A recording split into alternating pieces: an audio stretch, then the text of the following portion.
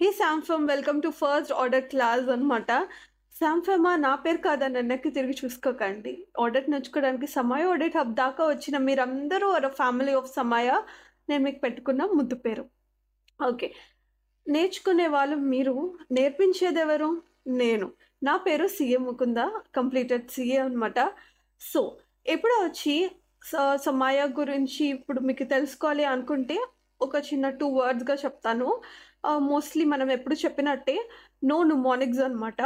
Mnemonics అనేవి ఏవి use చేయము. ఎందుకంటే ఆ టాపిక్ గాని, ఆ పాయింట్ గాని, ఆ క్వెషన్‌లో, ఆ టాపిక్‌లో ఎందుకొచ్చింది అని బ్యాక్‌గ్రౌండ్ స్టోరీ తెలుసుకుంటే మనం బై హార్ట్ చేయాల్సిన అవసరం లేదు.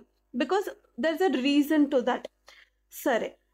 ఇంకా వచ్చి రీటైన్ లాంగ్, రిట్రైవ్ ఫాస్ట్ అనేవి కూడా మనం ఎక్కువ కాన్సంట్రేట్ చేస్తూ ఉంటాము. రీటైన్ లాంగ్ అనేది ఏంటంటే మీరిప్పుడు నవంబర్ 24కి గానీ, మే 24కి గానీ క్లాసెస్ తీసుకుంటారు. తీసుకున్నది ఆ ఎగ్జామ్ పోర్షన్ దాకా ఉండాలి. యూ సీ, నేను కూడా మీకులాగే తీసుకున్నాను. క్లాసెస్ ఇవన్నీ తీసుకున్నాను. But what I felt is that classes తీసుకున్న తర్వాత ఐ ఫర్గాట్ ఎవ్రీథింగ్. సో అలా కాకుండా these classes were designed in such a manner that it retains long అనమాట. యూ సీ, దానికి ఏమేమి యూజ్ చేస్తున్నామో అవంతా ఇప్పుడు జస్ట్ ఇన్ 10 మినిట్స్ మీకు చెప్తూ ఉంటాను ఎందుకు అట్లా. కానీ రిట్రైవ్ ఫాస్ట్ అనేది వచ్చి ఏంటంటే ఎగ్జామ్ పాయింట్ ఆఫ్ వ్యూ కోసం తీసుకున్నది. ఎగ్జామ్లో మనం చదివాము, అన్ని రివిజన్స్ చేసాము, స్టడీ హాల్కి వెళ్ళాము, 12 అవర్స్ చదివాము, ఇదంతా ఓకే. బట్ ఎగ్జామ్ పేపర్లో రాసిన దానికే కదా మనకి మార్క్స్ ఇస్తారు. సో అలాగా ఎగ్జామ్లో రిట్రైవ్ చేసుకోవడానికి ఫాస్ట్గా ఉండే విధంగా కూడా మనం చదువుకుందాం. ఇది మెయిన్ 3 పిల్లర్స్ మీద సమయ ఆడిట్ హబ్ అనేది రన్ అవుతూ ఉంది. పేర్లు చెప్పుకోవడం మాత్రమే పరిచయం అయిపోదు కదా, ఇంకొంచెం డీటెయిల్గా ఏమన్నా తెలుసుకుందాం ఒకరి గురించి ఒకరు. ఓకే, నా గురించి సమయ గురించి అయితే కొంచెం అన్నా చెప్పాను. మీ గురించి ఏం చెప్పలేదు కదా, ఎలా చెప్తారు? సరే, నేనే చెప్తానులే మీ చిన్నప్పుడు విషయాలు. ఎలా అంటే, గుర్తుందా ఆ రోజు ఫిబ్రవరి 31 మీ ఫాదర్ మధ్యాహ్నం 3:30కి ఒక 5 స్టార్ చాక్లెట్ తీసుకొచ్చారు. గుర్తుందా? మీ అక్క, మీరు ఇద్దరు దాన్ని నాకంటే నాకు అని గొడవ పడుతుంటే మీ మదర్ వచ్చి హాఫ్ ఆఫ్ చేసుకొని తినండి అని అన్నారు. అప్పుడు మీరు చిన్నవాళ్ళు కాబట్టి మీ సిస్టర్ వచ్చి హాఫ్‌కి చేసి కట్ చేసి ఇచ్చింది. ఓకే, ఇప్పుడు మీరొచ్చి తను కరెక్ట్‌గా హాఫ్‌కి కట్ చేసిందా లేదా అని మన కాంపాస్ బాక్స్‌లో ఉన్న స్కేల్ తీసుకొచ్చి మరీ కంపేర్ చేశారు. ఆ 10 సెంటీమీటర్స్ ఉన్నది 5 సెంటీమీటర్స్, 5 సెంటీమీటర్స్ కరెక్ట్‌గా కట్ చేసిందా లేదా, తను ఎక్కువ 6, 7 సెంటీమీటర్స్ తీసేసుకుందా అన్నది డౌట్ కోసం మీరు స్కేల్ తోటి చెక్ చేశారు. ఓకే, ఆడిట్ అంటే ఇదే అండి. చూడండి, ఆ 5 స్టార్ సగానికి కట్ చేయడం ఏదైతే ఉందో దాన్నే ప్రిపరేషన్ ఆఫ్ ఫినాన్షియల్ స్టేట్మెంట్స్ అంటారు. మీ అక్క ఎవరైతే ఉన్నారో వాళ్ళు మేనేజ్మెంట్ అనమాట. మీరు ఏదైతే కరెక్ట్‌గా ఉందా లేదా అని చెక్ చేశారో దాన్ని ఆడిట్. స్కేల్ ఏదైతే తీసుకొచ్చారో అదే ఆడిట్ టూల్స్ అనమాట. ఆ 5 సెంటీమీటర్స్, 10 సెంటీమీటర్స్ ఇదంతా వచ్చి ఆడిట్ ఎవిడెన్స్. ఓకే, ఇంత సింపుల్ ఆడిట్ నేను చిన్నప్పుడే ఆడిట్ చేసేసానా? ఇంక మళ్ళీ ఇక్కడ చదివేది ఏందబ్బా అని అనుకుంటున్నారా? అనుకోవద్దు. ఎందుకంటే మీరు చిన్నప్పటి నుండి ఆడిటర్సే, that's for damn sure. But అక్కడ జస్ట్ 5 స్టార్ చాక్లెట్, జస్ట్ ఆ యొక్క మెజర్మెంట్స్ అది అంతా. బట్ ఇక్కడ వచ్చి ఫినాన్షియల్ స్టేట్మెంట్స్, లాస్ ఉంటాయి, లేకపోతే అకౌంటింగ్ స్టాండర్డ్స్ ఉంటాయి, ఆడిటింగ్ స్టాండర్డ్స్ ఉంటాయి. వీటిల ప్రకారం యూజ్ చేయాలి. చూడండి, ఎప్పుడో చిన్నప్పుడే మీరు ఆడిటర్స్ లాగా ఉన్నారు. ఆల్రెడీ చిన్నప్పుడే ఆడిటర్స్ అయిపోయిన మీకు కొత్తగా ఈ ఆడిట్ సబ్జెక్ట్ నేర్చుకోవడం కష్టమా? అస్సలు కాదు. సో ఇప్పుడు మీ జోష్ ఎలా ఉంది? హౌస్ యువర్ జోష్? హౌస్ యువర్ జోష్? హౌస్ యువర్ జోష్? సరే, ఆడిట్. ఓకే, ఆడిట్ అనేది ఏంటి? ఆడిట్ వినటానికి మీరు రెడీగా ఉన్నారు, చెప్పడానికి నేను రెడీగా ఉన్నారు. బట్ మన ఇద్దరి మధ్య గ్యాప్ వచ్చి ఏంటి అంటే అసలు ఆడిట్ అంటే ఏంటి? What you can expect in learning audit అనమాట. ఆడిట్ అనేది అసలు అది ఏంటి అని తెలిస్తే మీరు దాని గురించి ఇన్ డెప్త్‌గా ఏమన్నా చదవడానికి, నేర్చుకోవడానికి వీలుగా ఉంటుంది. సో ఆ గ్యాప్‌ని కవరప్ చేయటం కోసం అసలు ఫస్ట్ డే బుక్స్ అన్నీ క్లోజ్ చేసేయండి. Just SIT back and relax and చెప్పేది జస్ట్ వినండి. ఆడిట్ అంటే ఏంటి అన్నది మొత్తం క్లియర్ కట్‌గా మీకు చెప్తాను. What you could expect from the next 30-40 days in this class అనమాట. అసలు మనం దేని గురించి నేర్చుకోబోతున్నాము, ఆడిట్ అనేది ఏంటి? అదొక ఫారెన్ థింగ్ అయ్యి ఉండుండకూడదు. ముందు మీకు ఆడిట్ అంటే యూ ఆర్ ఆల్రెడీ ఆడిటర్స్. మీరు చిన్నప్పుడే ఆడిటర్స్. సో, ఈ ఆడిటర్స్ 5 స్టార్ వరకు ఆగిపోకుండా ఫినాన్షియల్ స్టేట్మెంట్స్ దాకా తీసుకురావడానికి ఒక చిన్న బ్రిడ్జ్ ఏదైతే ఉందో అది ఇప్పుడు నేను కట్టడానికి ట్రై చేస్తున్నాను. ఓకే. సరే. అసలు ఆడిట్ అంటే ఏంటి? ఆడిట్ అంటే రాజమౌళి తీసే కొత్త సినిమా పేరా? లేపోతే మా పక్కింటి పెట్ నేమా? తీస్తే సినిమా పేరు అవుతుంది, పెట్టుకుంటే పెట్ నేమ్ కూడా అవుతుంది. బట్ ఇక్కడ మనం నేర్చుకునేది ఏంటి అంటే ఆడిట్ అనేది ఒక ప్రాసెస్ అనమాట. It's a logical process. ఇది నేను చెప్పట్లేదు సొంతంగా, ఐసీఐనే చెప్పుంది. సరే, ఐసీఐ ఏదో చెప్తే మేమెందుకు నమ్మాలి అంటే, ICI what it does is it drafts standards on auditing అనమాట. స్టాండర్డ్స్ ఆన్ ఆడిటింగ్ ఈ రూల్స్ మనం ఏవైతే ఆ యొక్క స్కేల్ మీద 10 సెంటీమీటర్స్ అది ఉంది అనుకున్నామో అప్పుడు మనకి జస్ట్ మ్యాథ్స్ తెలిస్తే సరిపోతుంది. బట్ ఇక్కడ ఆడిట్ ఆఫ్ ఫినాన్షియల్ స్టేట్మెంట్స్ కానీ ఏమన్నా చేయాలి అనుకుంటే కనుక ఈ స్టాండర్డ్స్ ఆన్ ఆడిటింగ్ తెలిసి ఉండాలి అనమాట. ఈ స్టాండర్డ్స్ ఆన్ ఆడిటింగ్ అనేది రూల్స్. ఈ రూల్స్ ప్రకారం మనం ఆడిట్ చేయాలి. ఈ financial auditing standards on auditing ప్రకారం చేయాలి. అండ్ ఫినాన్షియల్ స్టేట్మెంట్స్ అంటే అది ఆడిట్కి సంబంధించి కాదు కదా. ఓకే, ఫినాన్షియల్ స్టేట్మెంట్స్ ఏఎస్ ప్రకారమో ఇండేస్ ప్రకారమో ఎలాగైనా ప్రిపేర్ చేస్తారు. సో మనం ఈ ఫినాన్షియల్ స్టేట్మెంట్ని ఆడిట్ చేయాలంటే మనకి ఇది కూడా తెలిసి ఉండాలి. ఏఎస్ ఇండేఎస్ కూడా తెలిసి ఉండాలి. ఓకే, ఇదంతా ఫైన్. బట్ ఇంకొకటి కూడా తెలిసి ఉండాలి. ఏంటిది అది? Regulatory requirements. రెగ్యులేటరీ రిక్వైర్మెంట్స్ ఎందుకు అంటే సో లాస్ కానీ వాటి ప్రకారం చేస్తున్నారా లేదా. Financial statements only numbers crunching మాత్రమే కాదు, నెంబర్స్ మాత్రమే కాదు. How you are doing the way you are entering into contracts, to whom you are creating relationships అనమాట. ఇప్పుడు చూడండి, లైక్ సే మనకి కంపెనీస్ యాక్ట్ ఉంది. కంపెనీస్ యాక్ట్లో ద లేయర్స్ ఆఫ్ ఇన్వెస్ట్మెంట్స్ అనమాట. Subsidies not more than 2 layers, లేకపోతే related party transactions గురించి కానీ వీటి గురించి కూడా కొంచెం తెలిసి ఉండాలి. సో ఆడిట్ అనేది లాజికల్ ప్రాసెస్. ఆడిట్ చేయటానికి మనకేం కావాలంటే 3 కావాలి. 3 గురించి మనం నేర్చుకోవాలి. మన స్టాండర్డ్స్ ఆన్ ఆడిటింగ్, ఆ ఫినాన్షియల్ స్టేట్మెంట్స్ ప్రిపేర్ అయ్యే స్టాండర్డ్స్ ఏవైతే ఉన్నాయి, అకౌంటింగ్ స్టాండర్డ్స్ అవి. అండ్ ఆ కంపెనీ ఎక్కడైతే ఉంది, if it's a companies act, if it's an insurance company, insurance act, ఏదైనా ఆ యొక్క పర్టికులర్ లా ప్రకారం కూడా మనం ఆడిట్ చేస్తూ ఉండాల్సింది. ఓకే, ఆడిట్ అనేవి ఎస్సి ఏఎస్ ప్లస్ లా ప్రకారం చేయాలి, ఒక ప్రాసెస్ అని అన్నాము. ఓకే,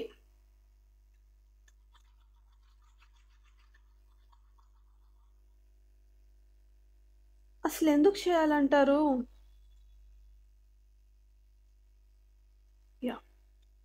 ఆడిట్ ఉంది, దీని ప్రకారం చేయాలి. ఎస్సిఎస్ ఏఎస్ లా ప్రకారం చేయాలి. అసలు ఎందుకు చేయాలి? వేటిల్ని ఆడిట్ చేయాలి? వేటిల్ని ఆడిట్ చేయాలో మీకు ఈ పాఠకాల్లో అర్థమైపోతూ ఉంటుంది.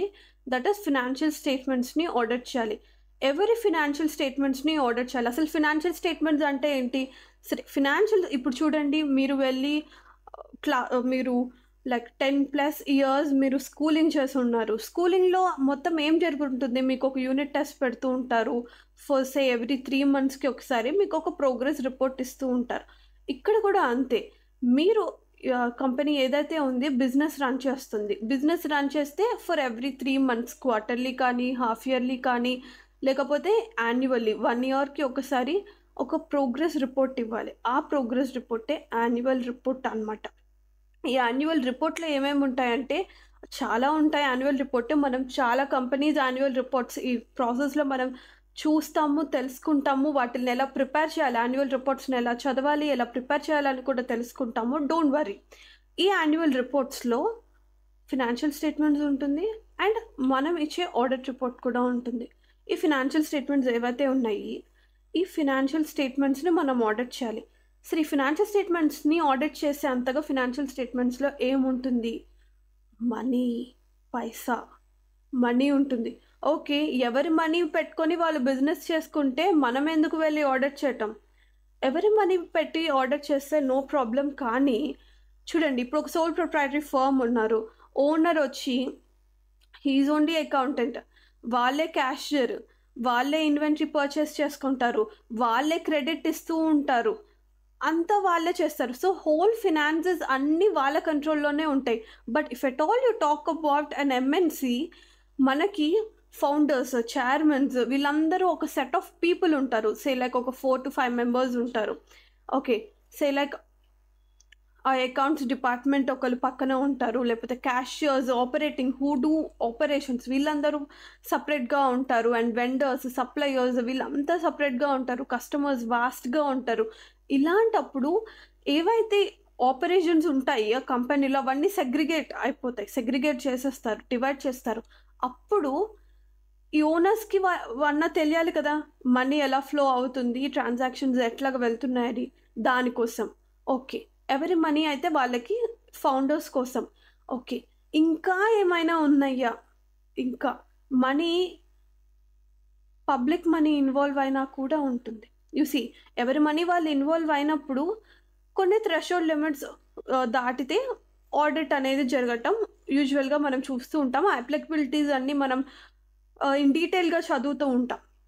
ఓకే, ఇప్పుడు అలా కాకుండా ఓన్ మనీ కాదు, సపోజ్ ఆ కంపెనీ వచ్చి పబ్లిక్ కంపెనీ అంటే అయింది అనుకోండి. పబ్లిక్ కంపెనీ అంటే పబ్లిక్ మనీ ఆ కంపెనీలో ఉంది అంటే ఫౌండర్స్ యొక్క మనీయే కాకుండా ఆ కంపెనీలో సిటిజన్స్ ఆఫ్ ఇండియా, మీ మనీ, నా మనీ, అందరి సిటిజన్స్ ఆఫ్ ఇండియా మనీ, లేకపోతే ఫారిన్ ఇన్వెస్టర్స్ మనీ, అందరి మనీ ఉంది. అండ్ మేబీ గవర్నమెంట్ మనీ కూడా ఉండుండొచ్చు. Then if we call it as a government company if it is more than 51%. Okay, so ఇట్లాంటి public money involve అయినప్పుడు, public money ఎట్లా involve అవుతుందో కంపెనీలో, నేను వెళ్ళి ఏది కంపెనీలో ఇన్వెస్ట్ చేయలేదే, ఏ అగ్రిమెంట్ చేయలేదా అంటే, చూడండి 2 టైప్స్గా వెళ్ళొచ్చు పబ్లిక్ మనీ ఆ కంపెనీలోకి. ఫస్ట్ థింగ్, ఆ కంపెనీ స్టాక్ మార్కెట్లో లిస్ట్ అయింది అనుకోండి, స్టాక్ ఎక్స్చేంజ్లో లిస్ట్ అయింది అనుకోండి, మీరు షేర్స్ బై సెల్ ఇదంతా చేస్తూ ఉంటారు కదా, అప్పుడు మీ మనీ ఇన్వాల్వ్ అవుతుంది. ఎవరు షేర్స్ వచ్చి రిటర్న్ కోసమే తీసుకుంటారు, కానీ ఉన్న మనీ అంతా అయ్యో అనవసరంగా ఇంత సేవ్ చేసేసుకున్నాను, స్టాక్ మార్కెట్కి వెళ్ళి ఎమ్మటే అంత లాస్ తెచ్చేసుకుందాము, లేకపోతే ఏదో ఒక పాంజీ స్కీమ్లో పెట్టుకొని మొత్తం అవగొట్టేసుకుందాం అని ఎవ్వరు అనుకోరు. అది రేషనల్ ఇండివిజువల్ మనీ గ్రో చేయడానికి చూస్తూ ఉంటారు. అలాగే ఏదో రిటర్న్ ఆఫ్ ఇన్కమ్ వస్తుంది అని స్టాక్ మార్కెట్లో పెట్టారు. లేదంటే స్టాక్ మార్కెట్ అన్నీ చాలా ఏంటి స్పెక్యులేటివ్ అది ఇది అనుకుని వెళ్ళి మ్యూచువల్ ఫండ్స్లో పెట్టారనుకోండి. ఈ మ్యూచువల్ ఫండ్స్ ఏం చేస్తుంది, మళ్ళీ వెళ్ళి పబ్లిక్ కంపెనీ ఒక షేర్సే కొంటుంది. బట్ వాళ్ళు వచ్చి దేవర్ ఎక్స్పర్ట్స్, వాళ్ళకి ఎంతో ఏంటో అంతా తెలుసు కాబట్టి వాళ్ళు they better manage your finances. ఎలాగైనా కానీ మీరు మ్యూచువల్ ఫండ్స్లో కానీ, స్టాక్ ఎక్స్చేంజ్లో కానీ, ఎక్కడ పెట్టినా కానీ వెళ్ళి ఆ ఎంఎన్సి కంపెనీ షేర్సే కొంటారు. సో అదంతా కాదు, ఇన్సూరెన్స్, ఎల్ఐసి లేదా, ఎల్ఐసి చాలా కంపెనీస్లో ఇన్వెస్టర్ కదా, అది కూడా మీరు జస్ట్ ఇన్సూరెన్స్ కట్టుకున్నా ఎల్ఐసి కూడా ఇన్వెస్ట్ చేస్తూ ఉంటుంది. ఓకే, ఇదంతా కాదు, షేర్స్, స్టాక్స్ ఇదంతా పక్కన పెట్టేయండి. బ్యాంక్లో సేఫ్గా ఉంచుకుంటాను నా మనీ, ఎవరు వచ్చి కదులుతారో చూస్తాను. ఈ బ్యాంక్స్ ఏం చేస్తాయి, మీరు పెట్టిన ఎఫ్డికి కానీ, సపోజ్ మీ సేవింగ్స్ అకౌంట్లోనే ఉన్న ఎఫ్డి కూడా చేయలేదు, దాని మీద సమ్ ఇంట్రెస్ట్ ఇస్తుంది. సరే, మీ మనీని ఏం చేస్తుంది బ్యాంక్, ఈ బ్యాంక్ వెళ్ళి ఈ ఎంఎన్సీలకి, ఈ కంపెనీలకి వెళ్ళి లోన్ ఇస్తుంది. సో ఇప్పుడు ఈ ఎంఎన్సీస్ దగ్గర మీ మనీ, మీరు బ్యాంక్లో పెట్టినా మీ మనీ ఎంఎన్సీస్ దగ్గరికి వెళ్ళిపోతుంది, కంపెనీ దగ్గరికి. మీ స్టాక్ అది పబ్లిక్ కంపెనీ అయినా ప్రైవేట్ కంపెనీ అయినా వెళ్ళిపోతుంది. మీరు షేర్స్లో కానీ, మ్యూచువల్ ఫండ్స్లో కానీ పెట్టినా కానీ కంపెనీకి వెళ్తుంది. So much of money that was there, public money చాలా ఎక్కువగా ఎంఎన్సీస్ దగ్గర ఉంటుంది. అలాంటప్పుడు ఎంఎన్సీస్ యొక్క మినిమం రెస్పాన్సిబిలిటీ ఏంటి అంటే, that they have to do business, they have to bring income to India, increase GDP, they have to create ROI. ఇప్పుడు చూడండి, వాళ్ళు బిజినెస్ ప్రాపర్గా చేస్తేనే కదా బ్యాంక్ వాళ్ళ దగ్గర సారీ వెయిట్ ఎ సెకండ్, ఇప్పుడు లోన్ ఇచ్చిన బ్యాంక్ ఎంఎన్సీస్కి లోన్ ఇచ్చింది. ఈ ఎంఎన్సీస్ ప్రాపర్గా బిజినెస్ చేసి ఈ లోన్ని రీపే చేస్తూ ఇంట్రెస్ట్ కడితేనే కదా మీరు పెట్టిన ఎఫ్డికి కానీ సేవింగ్స్ అకౌంట్కి ఇక్కడ ఇంట్రెస్ట్ కలెక్ట్ చేసి మీకు ఇంట్రెస్ట్ ఇస్తుంది. లేకపోతే బ్యాంక్ కూడా ఇంట్రెస్ట్ రేట్ తగ్గించేస్తుంది. ఓకే, సో దానికోసం ఏంటి అంటే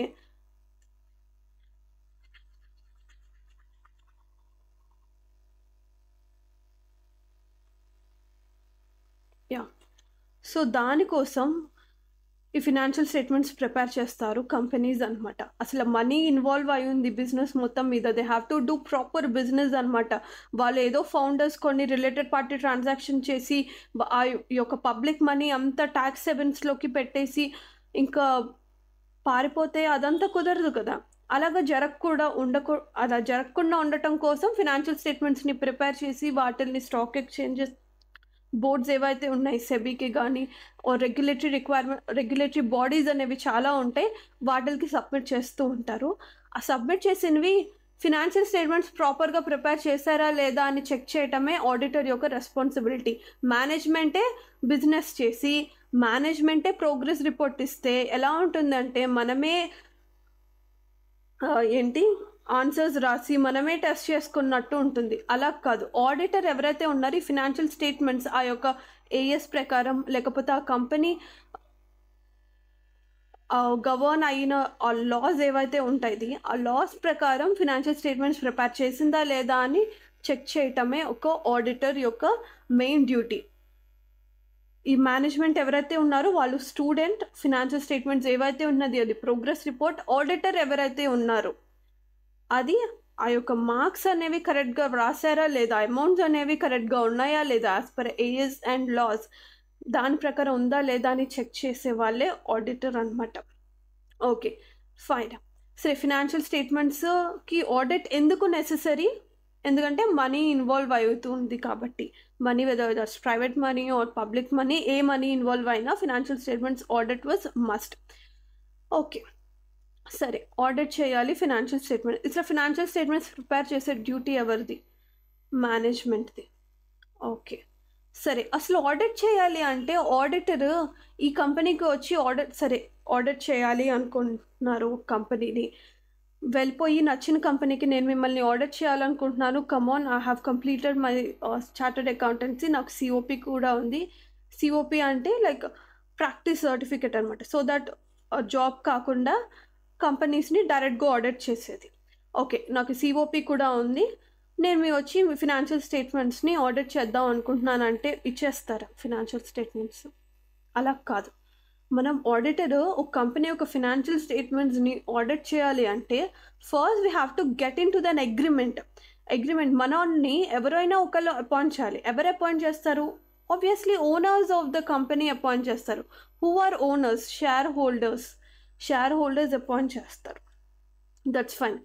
ఓకే, షేర్ హోల్డర్స్ అపాయింట్ చేస్తారు. ఎలా అపాయింట్ చేస్తారు? ఏమైనా అగ్రిమెంట్ ఉందా అపాయింట్మెంట్కి? దాన్నే ఎంగేజ్మెంట్ లెటర్ అంటారు. సరే, ఎంగేజ్మెంట్ లెటర్లో అంటే ఈ అగ్రిమెంట్ ఏదైతే ఆడిట్ చేస్తాను నేను అని మనం అగ్రిమెంట్ చేస్తున్నామో ఈ అగ్రిమెంట్లో ఏమేమి ఉంటాయి అంటే చూసి 2 పార్టీస్ ఉన్నాయి ఇక్కడ. ఎవరెవరు? ద కంపెనీ అండ్ ఆడిటర్ అనమాట. ఈ బోత్ పార్టీస్ యొక్క రెస్పాన్సిబిలిటీస్ ఉంటాయి అన్నమాట. మోస్ట్లీ ఫినాన్షియల్ స్టేట్మెంట్స్ ఆడిట్ చేస్తాం కాబట్టి ఫినాన్షియల్ స్టేట్మెంట్స్ ప్రిపరేషన్ వచ్చి మేనేజ్మెంట్ చూసుకుంటుంది కాబట్టి యూజువల్గా మేనేజ్మెంట్ రెస్పాన్సిబిలిటీస్ ఉంటాయి అన్నమాట. That we prepare financial statements. ఆ ఫినాన్షియల్ స్టేట్మెంట్స్ చుట్టూ ఎలా ప్రిపేర్ చేసే నార్మల్గా ప్రిపేర్ చేయరు, so much of people were involved. ఆ పీపుల్ ఎలా వర్క్ చేయాలి అన్న దాని గురించి ఇంటర్నల్ కంట్రోల్స్ వాటిని మేము ఇంప్లిమెంట్ చేసాము. ఇలాగా కంపెనీ యొక్క రెస్పాన్సిబిలిటీస్ ఉంటాయి. అండ్ ఆడిటర్ యొక్క రెస్పాన్సిబిలిటీ ఏంటి? To do audit as per SA, AS and the laws that were there. అలాగా ఈ 2 పార్టీస్ యొక్క రెస్పాన్సిబిలిటీస్ ఉంటాయి అన్నమాట. సరే, రెస్పాన్సిబిలిటీస్ మాత్రమే ఉంటాయా? ఇంకొకటి కూడా ఉంటుంది. ఏముంటుంది? ఈ ఆడిట్ ఎంతవరకు చేయాలి? స్కోప్ ఉంటుంది. స్కోప్ ఆఫ్ ఆడిట్ అంటే ఏమేమి ఏరియాస్ ఇంక్లూడెడ్. అదేంటంటే ఫుల్ ఫినాన్షియల్ స్టేట్మెంట్స్ ఇంక్లూడెడ్ అన్నారు కదా, ఫుల్ ఫినాన్షియల్ స్టేట్మెంట్స్ కాదు. There is a catch there. Financial statement plus internal controls అనేవి ఏంటి అంటే like rules and regulations that were followed by the company. చాలామంది ఎంప్లాయీస్ ఉన్నారు, వాళ్ళందరికీ రూల్స్ అనమాట. సో మనం వచ్చి అన్ని రూల్స్ చూడాలా అంటే అన్ని రూల్స్ అక్కర్లేదు. ఈ ఫినాన్షియల్ స్టేట్మెంట్స్ ప్రిపేర్ చేయడానికి ఎఫెక్ట్ అయ్యే రూల్స్ అన్నీ, ఏదైనా ఒక రూల్ ఆ ఫినాన్షియల్ స్టేట్మెంట్స్లో ఉన్న ఏదైనా ఒక అకౌంట్ బ్యాలెన్స్కి ఎఫెక్ట్ చేస్తుంది అనుకోండి, చేంజ్ చేస్తుంది అనుకోండి, అప్పుడు ఆ ఇంటర్నల్ కంట్రోల్స్ని మటుకు మాత్రమే చూస్తాము. You see dress code of employees, దానివల్ల ఏమన్నా ఫినాన్షియల్ స్టేట్మెంట్స్లో అమౌంట్స్ ఏమన్నా మారిపోతూ ఉంటుందా? లైక్ సాక్స్ వేసుకున్నారు వేసుకోలేదు, షూ వేసుకున్నారు వేసుకోలేదు, ఇదంతా మనకెందుకు అక్కర్లేదు కదా, అవంతా మేనేజ్మెంట్ చూసుకుంటుంది. ఎంప్లాయీస్ యొక్క salary, payroll expenditure, PF, gratuity, ఇదంతా లెడ్జర్ బ్యాలెన్సెస్ ఇవన్నీ మారిపోతూ ఉంటుంది. సో ఏవైతే ఇంటర్నల్ కంట్రోల్స్ వల్ల ఫినాన్షియల్ స్టేట్మెంట్ యొక్క అమౌంట్స్ మారుతాయో అవి మనం కన్సిడర్ చేసుకోవాలి. సో ఆ స్కోప్ అదంతా ఉంటుంది. ఓకే, ఎంగేజ్మెంట్ లెటర్ అయిపోయింది. ఎంగేజ్మెంట్ లెటర్లో ఆడిటర్ జాయిన్ అయిపోయారు. ఓకే, ఆడిటర్ జాయిన్ అయిపోగానే ఏదో ఒక కంపెనీకి వచ్చారు. ఆ కంపెనీ గురించి ఏదన్నా తెలిస్తేనే కదా మనం ఏమన్నా ఆడిట్ చేయడం. సో ఏం చేస్తారు auditor? First they obtain understanding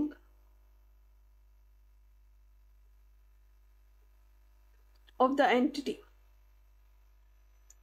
ఆ కంపెనీ గురించి అండర్స్టాండ్ చేసుకుంటారు. ఇప్పుడు చూడండి, ఆ లాస్ గురించి కానీ, under which regulatory environment this company is in, వాటి యొక్క కాంపిటీటర్స్ గురించి కానీ, రిలేటెడ్ పార్టీస్ గురించి కానీ తెలుసుకుంటూ ఉంటారు. సో ఎలా తెలుసుకుంటారో ఏంటి అన్నది మనం ఫర్దర్గా ఇన్ క్లాసెస్ చూసుకుందాం. ఓకే, సో అండర్స్టాండ్ చేసుకున్న తర్వాత కొన్ని రిస్క్స్ తను ఐడెంటిఫై చేస్తాడు. అంటే లైక్ రిలేటెడ్ పార్టీస్ ఉన్నాయి, అది ఒక రిస్క్. రిలేటెడ్ పార్టీస్తో ఓన్లీ ఆర్మ్స్ లెంత్ ప్రైస్ మటుకు మాత్రమే ఉండాలి. రిలేటెడ్ పార్టీస్ అంటే ఎవరు? ఫౌండర్స్ యొక్క రిలేటివ్స్ కానీ, ఫౌండర్స్ యొక్క పార్ట్నర్స్ కానీ, ఏదైనా అనమాట. లేకపోతే ఇదే కంపెనీకి ఉన్న సబ్సిడరీస్ కానీ, జాయింట్ వెంచర్స్ కానీ, ఇవన్నీ రిలేటెడ్ పార్టీస్ కిందకే వస్తాయి అనమాట.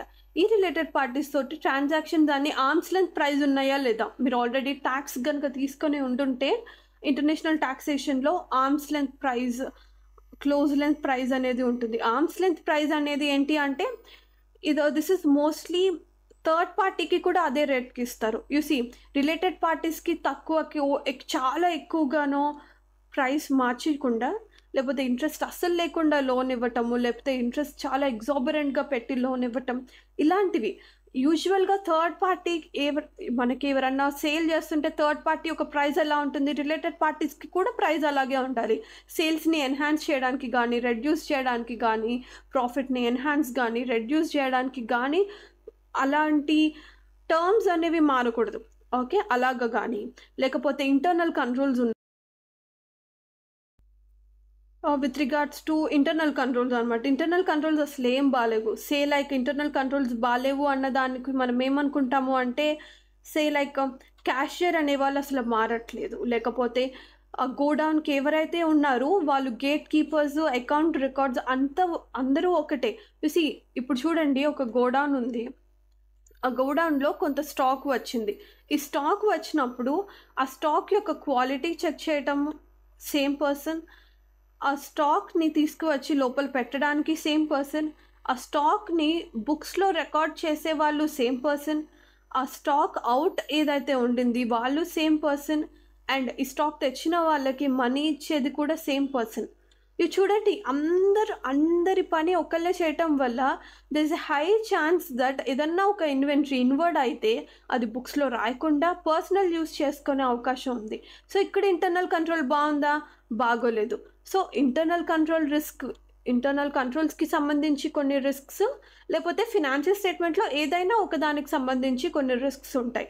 వీటిల్ని అంటారు? ఫినాన్షియల్ స్టేట్మెంట్స్లో ఉన్న వాటిల్ని ఏదే అంటారంటే ఇన్హరెంట్ రిస్క్ అంటారు.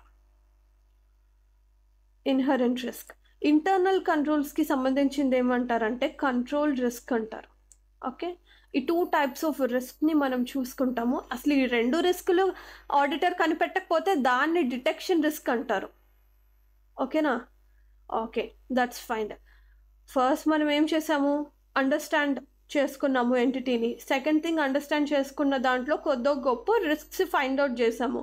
అవేమో ఫినాన్షియల్ స్టేట్మెంట్కి సంబంధించిన ఇన్హెరెంట్ రిస్క్స్, లేకపోతే ఇంటర్నల్ కంట్రోల్స్కి సంబంధించిన కంట్రోల్ రిస్క్ ఫైండ్ అవుట్ చేసాము.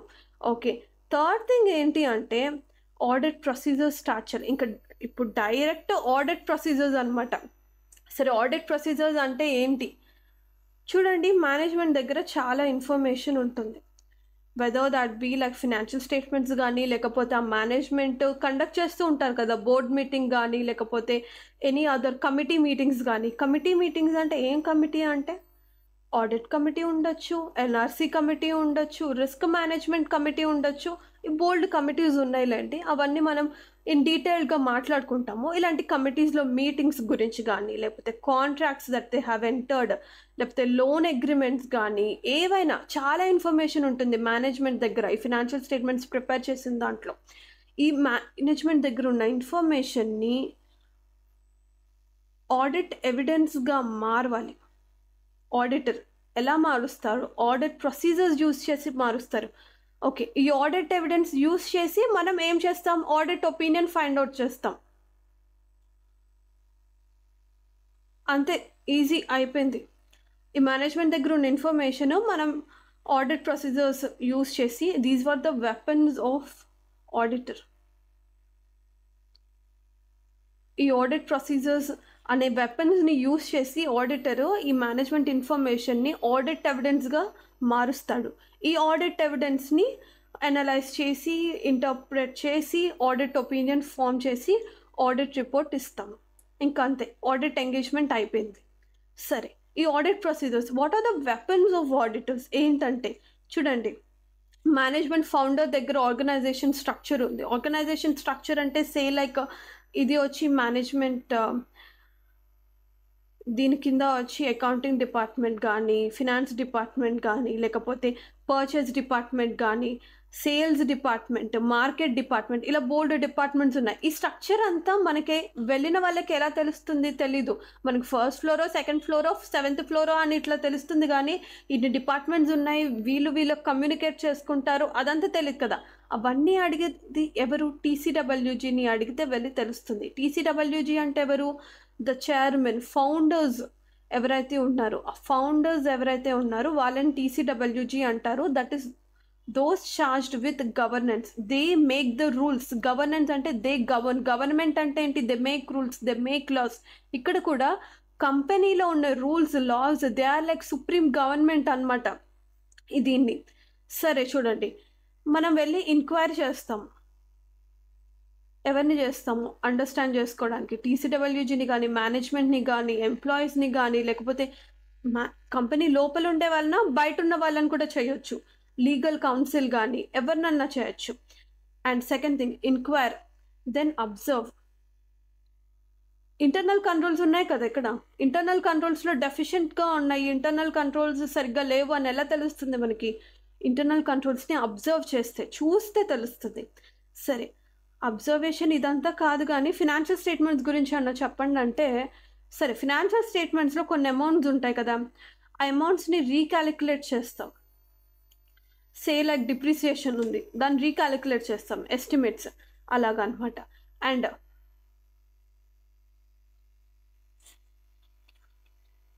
ఎక్స్టర్నల్ కన్ఫర్మేషన్ అనమాట. మన బ్యాలెన్స్ షీట్లో కొన్ని బ్యాలెన్సెస్ ఉంటాయి. సే లైక్ లోన్ తీసుకున్నాము, లోన్ అవుట్ స్టాండింగ్ బ్యాలెన్స్ ఇంత అని ఎలా తెలుస్తుంది? బ్యాంక్ దగ్గర నుంచి ఆ రీపేమెంట్ షెడ్యూల్ తీసుకుంటాము, లేకపోతే ఆ ఇంట్రెస్ట్ సర్టిఫికెట్ తీసుకుంటాము, లేకపోతే ఆ యొక్క అవుట్ స్టాండింగ్ బ్యాలెన్స్ సర్టిఫికెట్ ఏదైతే ఉంటుందో అదంతా తీసుకుంటాం. దాన్ని bank is not actually a part of the company కదా. బ్యాంక్ ఆడిట్ చేసినప్పుడు బ్యాంకే, బట్ ఇక్కడ ఎక్స్టర్నల్ కన్ఫర్మేషన్ వచ్చి అదర్ పార్టీస్ దగ్గర నుంచి, సప్లైస్ దగ్గర నుంచి కానీ అవుట్ స్టాండింగ్ బ్యాలెన్స్ ఇట్లా తెలుసుకున్నప్పుడు. అండ్ ఇంకా మీకు చెప్పాలంటే ఇంటర్నల్ కంట్రోల్స్ గురించే కావాలి అనుకుంటే రీపర్ఫార్మెన్స్. అసలు ఇంటర్నల్ కంట్రోల్స్ అస్సలు బాగాలేవు అనుకుంటే ఏం చేస్తాం? మనం జస్ట్ అబ్జర్వ్ చేసి ఊరుకోం, రీపర్ఫార్మెన్స్ చేస్తూ ఉంటాము. ఓకే, ఇలా అంతా ఆడిట్ ప్రొసీజర్స్ యూస్ చేస్తూ ఉంటాము. ఈ ఆడిట్ ప్రొసీజర్స్ వచ్చి రెండు రకాలుగా చేయొచ్చు. ఫస్ట్ థింగ్, ఫినాన్షియల్ స్టేట్మెంట్స్ హోల్గా చేయొచ్చు. అండ్ సెకండ్ థింగ్, మనం ఏదన్నా ఒక రిస్క్ ఫైండ్ అవుట్ చేసాం. ఆ రిస్క్ ఫైండ్ అవుట్ చేసిన ఆ అమౌంట్ చుట్టూ, ఆ లెడ్జర్ చుట్టూ కూడా చేయొచ్చు. వాటిల్ని మనం ఏంటి సబ్స్టాంటివ్ ఆడిట్ ప్రొసీజర్స్ అంటామనమాట. సబ్స్టాంటివ్ ఆడిట్ ప్రొసీజర్స్ అంటే ఏంటి? స్పెషల్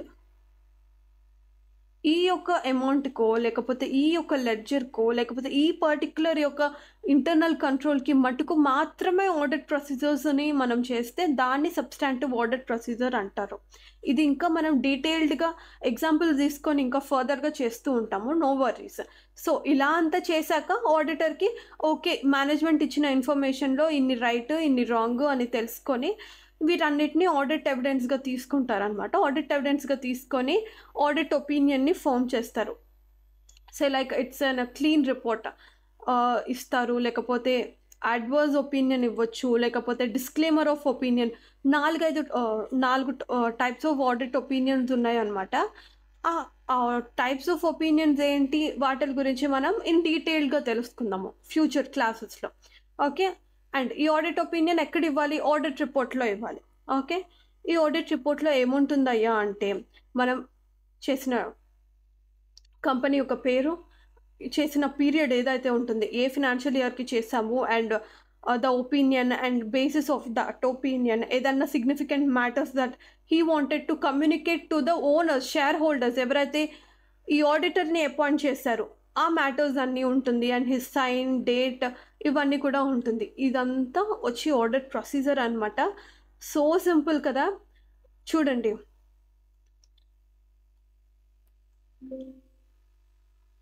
ఫస్ట్ షేర్ హోల్డర్స్ వచ్చి ఎంగేజ్మెంట్ లెటర్‌లో ఆడిటర్‌ని అపాయింట్ చేశారు. సో, ఈ ఆడిటర్‌ని అపాయింట్ చేశాక ఆడిటర్ ఏం చేశారు? కొత్త ఎంటిటీ కాబట్టి he obtained understanding of that entity. Understand చేసుకుంటున్నప్పుడు తనకేం తెలిసింది? 2 టైప్స్ ఆఫ్ రిస్క్ తెలిసింది. ఒకటి ఫినాన్షియల్ స్టేట్మెంట్స్‌లో కొన్ని ఇన్హరెంట్ రిస్క్స్ తెలిసాయి.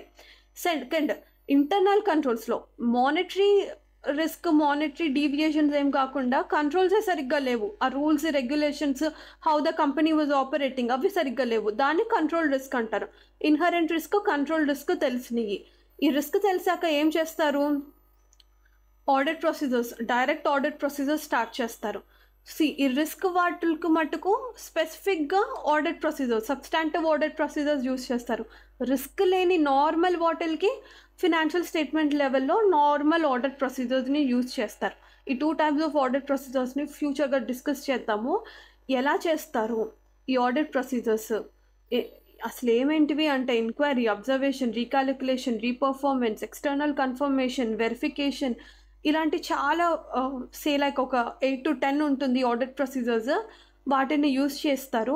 యూజ్ చేసి ఏం చేస్తారు? ఈ మేనేజ్మెంట్ ఇచ్చిన ఇన్ఫర్మేషన్ని ఆడిట్ ఎవిడెన్స్‌గా కన్వర్ట్ చేస్తారు. ఈ వెపన్స్‌ని యూజ్ చేసి, టూల్స్‌ని యూజ్ చేసి ఈ ఆడిట్ ఎవిడెన్స్‌ని ఇంటర్ప్రెట్ చేసి ఆడిట్ ఒపీనియన్ ఫైండ్ అవుట్ చేస్తారు. 4 types of audit opinion. One is that clean audit report, unmodified opinion, modified opinion ఉంటుంది.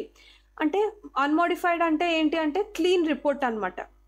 మోడిఫైడ్ ఒపీనియన్ అంటే కొంచెం మిస్‌స్టేట్మెంట్స్ ఉన్నాయి. అడ్వర్స్ ఒపీనియన్ అంటే చాలా మిస్‌స్టేట్మెంట్స్ ఉన్నాయి. అండ్ డిస్క్లైమర్ ఆఫ్ ఒపీనియన్ ఏదంటే అసలు నాకు దగ్గర ఇన్ఫర్మేషనే రాలేదు, నేను మీకు ఎలాంటి ఒపీనియన్ ఇవ్వలేను.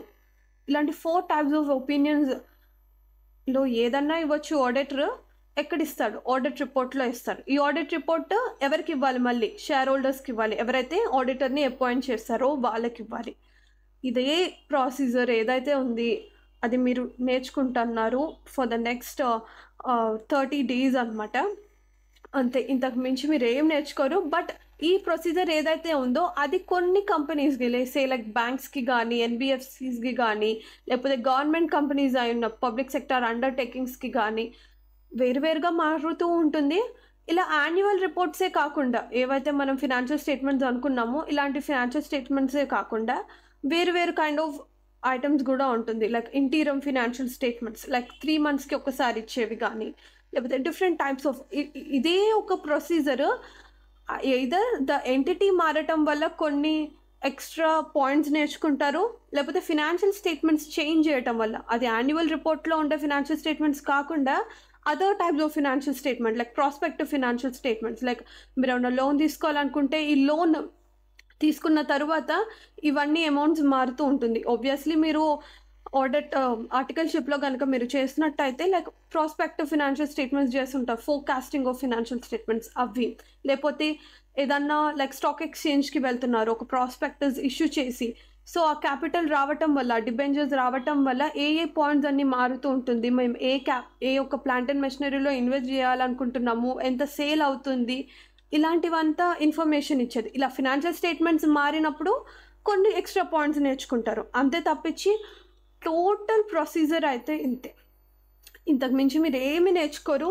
సో సింపుల్ 30 డేస్‌లో మీరు ఇన్ డీటెయిల్డ్ ఓవర్‌వ్యూగా చూసారు కదా! As a bird eye view మీరేం నేర్చుకోవాలి అనుకుంటున్నారనేది ఇదే సేమ్ ప్రాసెస్‌లో జస్ట్ మీరు నేర్చుకునేదల్లా ఏంటంటే ఎంటిటీస్ మారినప్పుడు కొన్ని extra points, financial statements type మారినప్పుడు కొన్ని ఎక్స్‌ట్రా పాయింట్స్ అనమాట. అంతకు మించి ఏం లేదు.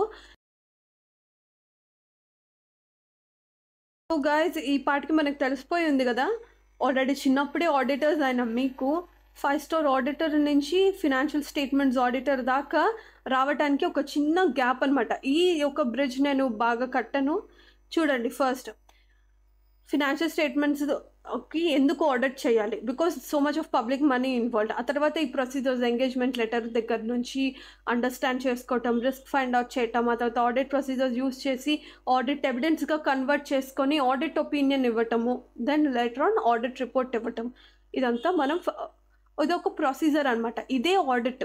ఒక ఆడిట్ అంటే ఒక ప్రాసెస్ అన్నాం కదా! This is what the process is. Okay. సరే అయిపోయింది. ఆడిట్ అయిపోయింది. ఆడిట్ గురించి మొత్తం తెలుసుకున్నాం. దీని గురించి ఇంకా డీటెయిల్డ్‌గా తెలుసుకోవడం కోసం 30 డేస్ మనం మీట్ అవ్వబోతున్నాము. సరే 30 డేస్ మీట్ అవ్వటం కోసం నేను ఎలా అయితే కంపెనీకి కొన్ని ఇంటర్నల్ కంట్రోల్స్ ఉన్నాయో, మనం కూడా ఒక క్లాస్ మెయింటైన్ చేస్తున్నప్పుడు కొన్ని ఇంటర్నల్ కంట్రోల్స్ ఉండాలి కదా! సో, దాని గురించి చెప్పబోతున్నాను. ఫస్ట్ మన ఆడిట్ సిలబస్ యొక్క స్ట్రక్చర్ గురించి చెప్పబోతున్నాను. ఎలా అయితే టీసీడబ్ల్యూజీ ఆర్గనైజేషన్ స్ట్రక్చర్ గురించి ఆడిటర్‌కి చెప్పారో ఒక న్యూ పార్టీకి, మనం కూడా ఇప్పుడు మీరు ఆడిట్ సిలబస్‌కి కొంచెం న్యూ కదా! ఈ ఆడిట్ సిలబస్‌కి కొంచెం న్యూ కాబట్టి, ఈ ఆడిట్ సిలబస్ స్ట్రక్చర్ ఎలా ఉంటుందో నేను మీకు చెప్తాను. ఫస్ట్ ఆడిట్ అంటే ఏంటి? స్టాండర్డ్స్ ఆన్ ఆడిటింగ్ ప్రకారం AS or Ind AS and as per law ఈ మూడింటిని కన్సిడరేషన్‌లోకి తీసుకొని ఆడిట్ చేయాలి. అలాగే సిలబస్ కూడా అట్లాగే రాశారు. కొంత ప్రాసెస్ ఉంటుంది. కొన్ని ప్రొవిజన్స్ ఉంటాయి. ప్రొవిజన్ అంటే ఏంటి? లా. మనకి లైక్ మనకు కొంచెం కంపెనీ లా ఉంటుంది ఇక్కడ. మోస్ట్‌లీ కంపెనీ లా ఉంటుంది. ఆ ప్రొవిజన్స్‌ని కంపెనీ లా వచ్చి మోస్ట్‌లీ మెమరైజ్ చేసుకోవాల్సి ఉంటుంది. ఇక్కడ వచ్చి మీకు టైమ్ లిమిట్స్ గానీ, పెనాల్టీస్ గానీ, మానిటరీ లిమిట్స్ ఇవన్నీ చాలా ఉంటాయన్నమాట. అప్లికబిలిటీ లిమిట్స్ ఇవన్నీ. లైక్ ఇంటర్నల్ ఆడిట్ ఎప్పుడు అప్లై అవుతుంది, లేకపోతే స్టాట్యూటరీ ఆడిట్ ఎప్పుడు అప్లై అవుతుంది, కాస్ట్ ఆడిట్ ఎప్పుడు అప్లై అవుతుంది, ఇట్లాంటి కొన్ని లిమిట్స్ అవన్నీ ఉంటాయన్నమాట. లేకపోతే ఆడిట్ కమిటీస్ ఏవైతే ఉన్నాయి, మనం కమిటీస్ మీటింగ్స్ అవన్నీ management board meetings, committee meetings అవన్నీ ఉంటాయి కదా! వేరియస్ కమిటీస్ ఎప్పుడు మీట్ అవుతాయి, ఎలా మీట్ అవుతాయి, అసలు కమిటీస్‌ని ఎప్పుడు కాన్స్టిట్యూట్ చేయాలి, ఎప్పుడు క్రియేట్ చేయాలి కంపెనీలో. సో, అవన్నీ వచ్చి అప్లికబిలిటీస్ వాటిల గురించి అంతా ఉంటుంది. వీటిల్ని no doubt we have to remember them.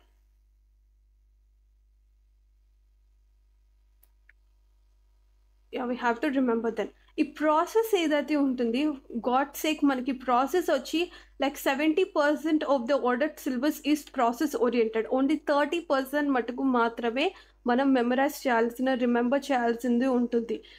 I'm talking in point of view of chapters అనమాట. Okay. Mostly 70% of chapters were process oriented.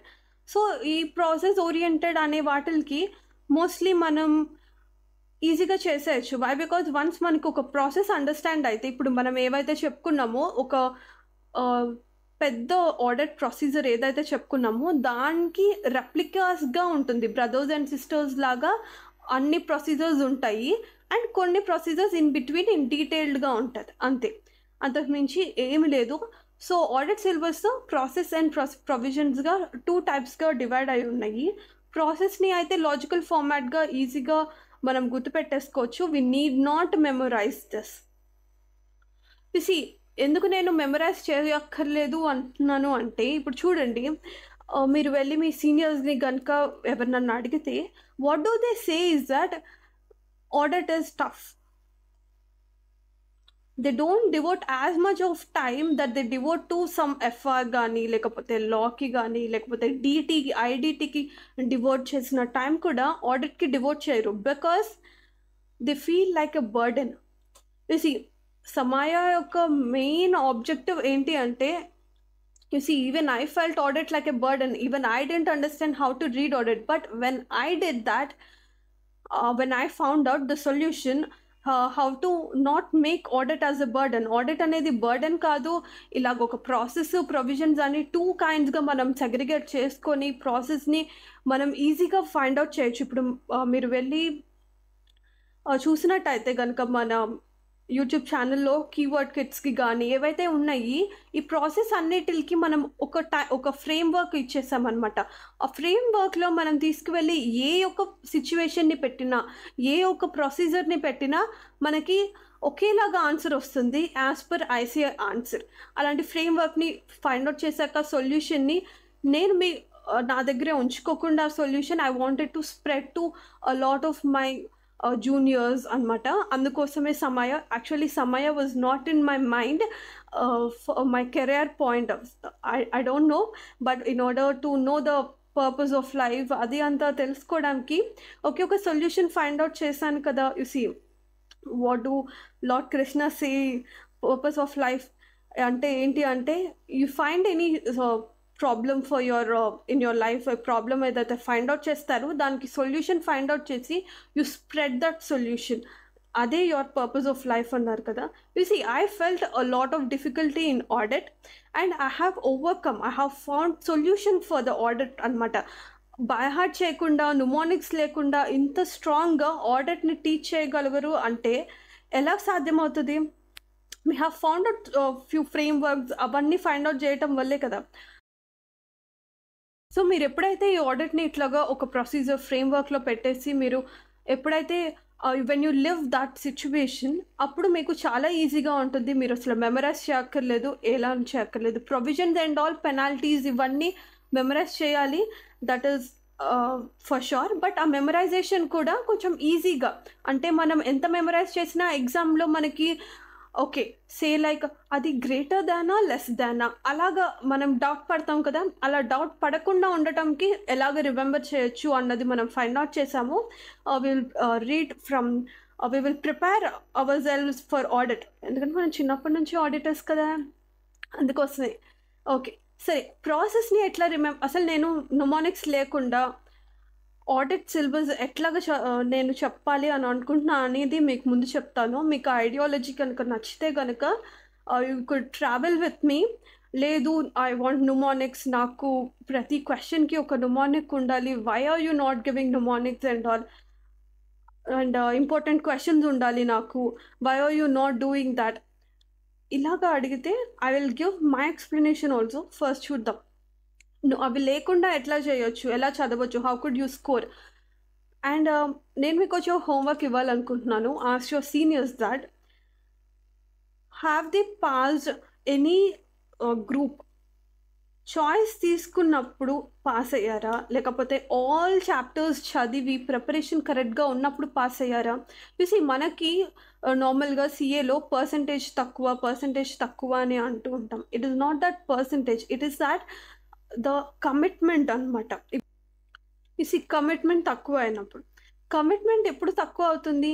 ఎందుకంటే when you have to work for a lot of thing. చూడండి, మీరు కనుక ఒక పని మీదే అసలు రిజల్టే రావట్లేదు అన్న ఒక పని మీద యు సీ 6 months కానీ 1 year కానీ ఎఫర్ట్ పెడుతున్న కొద్దీ what do you feel that నాకు అసలు అవుట్పుట్ రావట్లేదు, whether I'm on a correct way or not అన్న క్వశ్చన్ వస్తుంది. క్వశ్చన్ వచ్చినప్పుడు మీ కమిట్మెంట్ తగ్గుతుంది అనమాట. అలా కాకుండా when you get committed to yourself, ఆ లాస్ట్లో వచ్చే ఫ్రూట్స్ చాలా బ్యూటిఫుల్గా ఉంటుంది. సో దానికోసం you prepare your mind so that ఒక టైం పడుతుంది. పేషెన్స్ అనేది యు సీ డిస్ట్రాక్షన్స్ ఇవన్నీ ఉన్న ఏజ్లో having patience is the key changer అనమాట. when you have patience, you could achieve anything. This is not something from a WhatsApp, మా పక్కింటి uncle WhatsApp status పెట్టారు ఇక్కడ బాగుంది కదా వచ్చి చెప్పేస్తే బాగుంటుంది అని నేను చెప్పట్లేదు. Patience is really worth it. Daily practice is really worth it. You see, ఇది వచ్చి సెల్ఫ్గా నేను నేర్చుకున్నది. నేను ఇయర్స్ 2 to 3 years నేను కష్టపడి నేను లెర్న్ చేసిన లెసన్స్ నేను మీకు చెప్తున్నాను.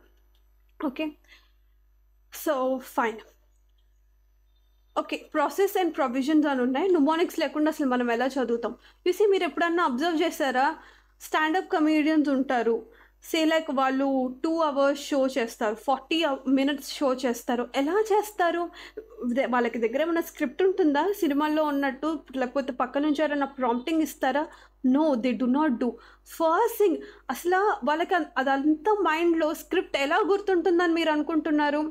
First and foremost thing is they enjoy the work that they do. Okay, that's the most important and first most important. And second thing is they live in that situation. They believe themselves as they were that character that they were doing. You see, like like say Nagi wife ki suffer aye husband character lo they live in that, but bita life lo whether they were the same, no they are not. You see, they live in that situation. And third thing is that they follow a process of timeline anamata. You see, oka process like morning nundi evening varaku em jarugutundo oka process anamata. So when oka process anedi ee step tarvata idi ee step tarvata idi, like అలా మనకి bus stand వెళ్ళారు, తర్వాత ఆఫీస్కి వెళ్ళాము, ఆఫీస్లో boss అట్లాగా అన్నారు. You see, they live in that situation, they live in that environment and they also follow the timeline. ఈ రెండిటిల్ని కలుపుకుంటే వాళ్ళు దేన్ని బైహార్ట్ చేయక్కర్లేదు, జస్ట్ వాళ్ళ యొక్క కీ పాయింట్స్ ఏవైతే ఉన్నాయి with just practice they could perform that well. అర్థమైందా? మనం కూడా సేమ్ ఆ స్టాండప్ కమీడియన్ యొక్క ప్రాసెస్, ఆ టెక్నిక్స్ని యూస్ చేసి 70% ఆఫ్ ఆడిట్ సిలబస్ని నేర్చుకోబోతున్నాం. We're living in that situation as an auditor and we're following the same timeline or process. ఇప్పుడు మీకు చూపించింది ఏదైతే ఉంది అదొక టైమ్ లైన్. ఇది వచ్చి ఏంటి అంటే ఒక చాలా ఓవర్ వ్యూడ్ అనమాట, డీటెయిల్డ్గా ఏమీ లేదు. Okay, and we are definitely going to enjoy the process that we are learning. Okay, and provisions, ఈ 30% యొక్క ప్రొవిజన్స్ని ఎట్లా రిమెంబర్ చేయాలి అంటే, ఈ ప్రొవిజన్స్ అంటే ఏంటి? లా అంటే రూల్స్ రెగ్యులేషన్స్. లా ప్రిపేర్ చేసేది కూడా ఒక హ్యూమనే కదా. వాళ్ళు ఈ రూల్ని ఎందుకు పెట్టారు? ఈ రూల్ వెనకాల వాళ్ళ యొక్క బ్యాక్గ్రౌండ్ థింకింగ్ ఎలా ఉంది? లైక్ ఏ ఒక్క ఫాల్స్ కానీ లేకపోతే ఏ ఒక్క మిస్టేక్స్ని ఓవర్కమ్ చేయడానికి, రూల్ అవుట్ చేయడానికి రూల్ కానీ లా కానీ పెట్టారు. ఆ యొక్క బ్యాక్ స్టోరీ మనకి తెలిస్తే మనం డిస్కస్ చేసుకుంటాము ప్రతి ఒక్క ప్రొవిజన్ యొక్క బ్యాక్ స్టోరీ. అసలు లా మేకర్ ఎందుకు పెట్టారు ఆ యొక్క ప్రొవిజన్ అనేది తెలుసుకుంటే మనకి ఈజీ ఆ ప్రొవిజన్ని రిమెంబర్ చేయటం. చూసి, ఇది వచ్చి I have got inspired from Elon Musk interview anamata. When an interviewer had asked that how could you remember a lot of stuff ante, then the answer that he had given is that attach a meaning to it. Give your brain a reason to remember.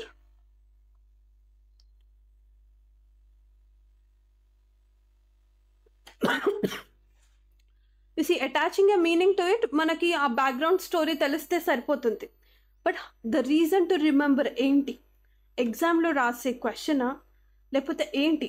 మనం ఫ్యూచర్లో ఈ ప్రొవిజన్ని use చేయడానికి reason అనమాట. మనకి 2 reasons ఉన్నాయి. ఒకటి for marks, exams marks కోసం. Second thing is మనం ఆల్రెడీ ఒక సర్టిఫికెట్ తీసుకున్నాము CA కింద అంటే, CA పాస్ అయ్యాక నార్మల్గా 2 types ఆఫ్ పీపుల్స్ ఉంటారు.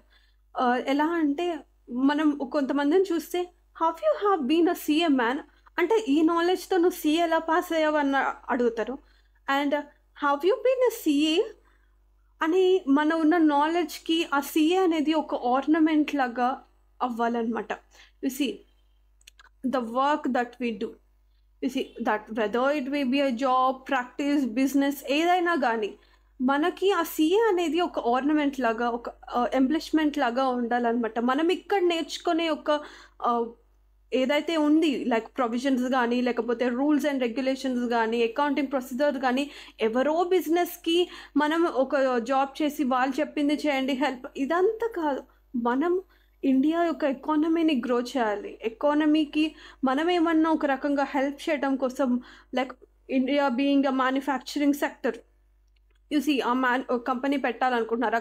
ఒక సీఏని అపాయింట్ చేసే బదులు మీరే కంపెనీని స్టార్ట్ చేయొచ్చు.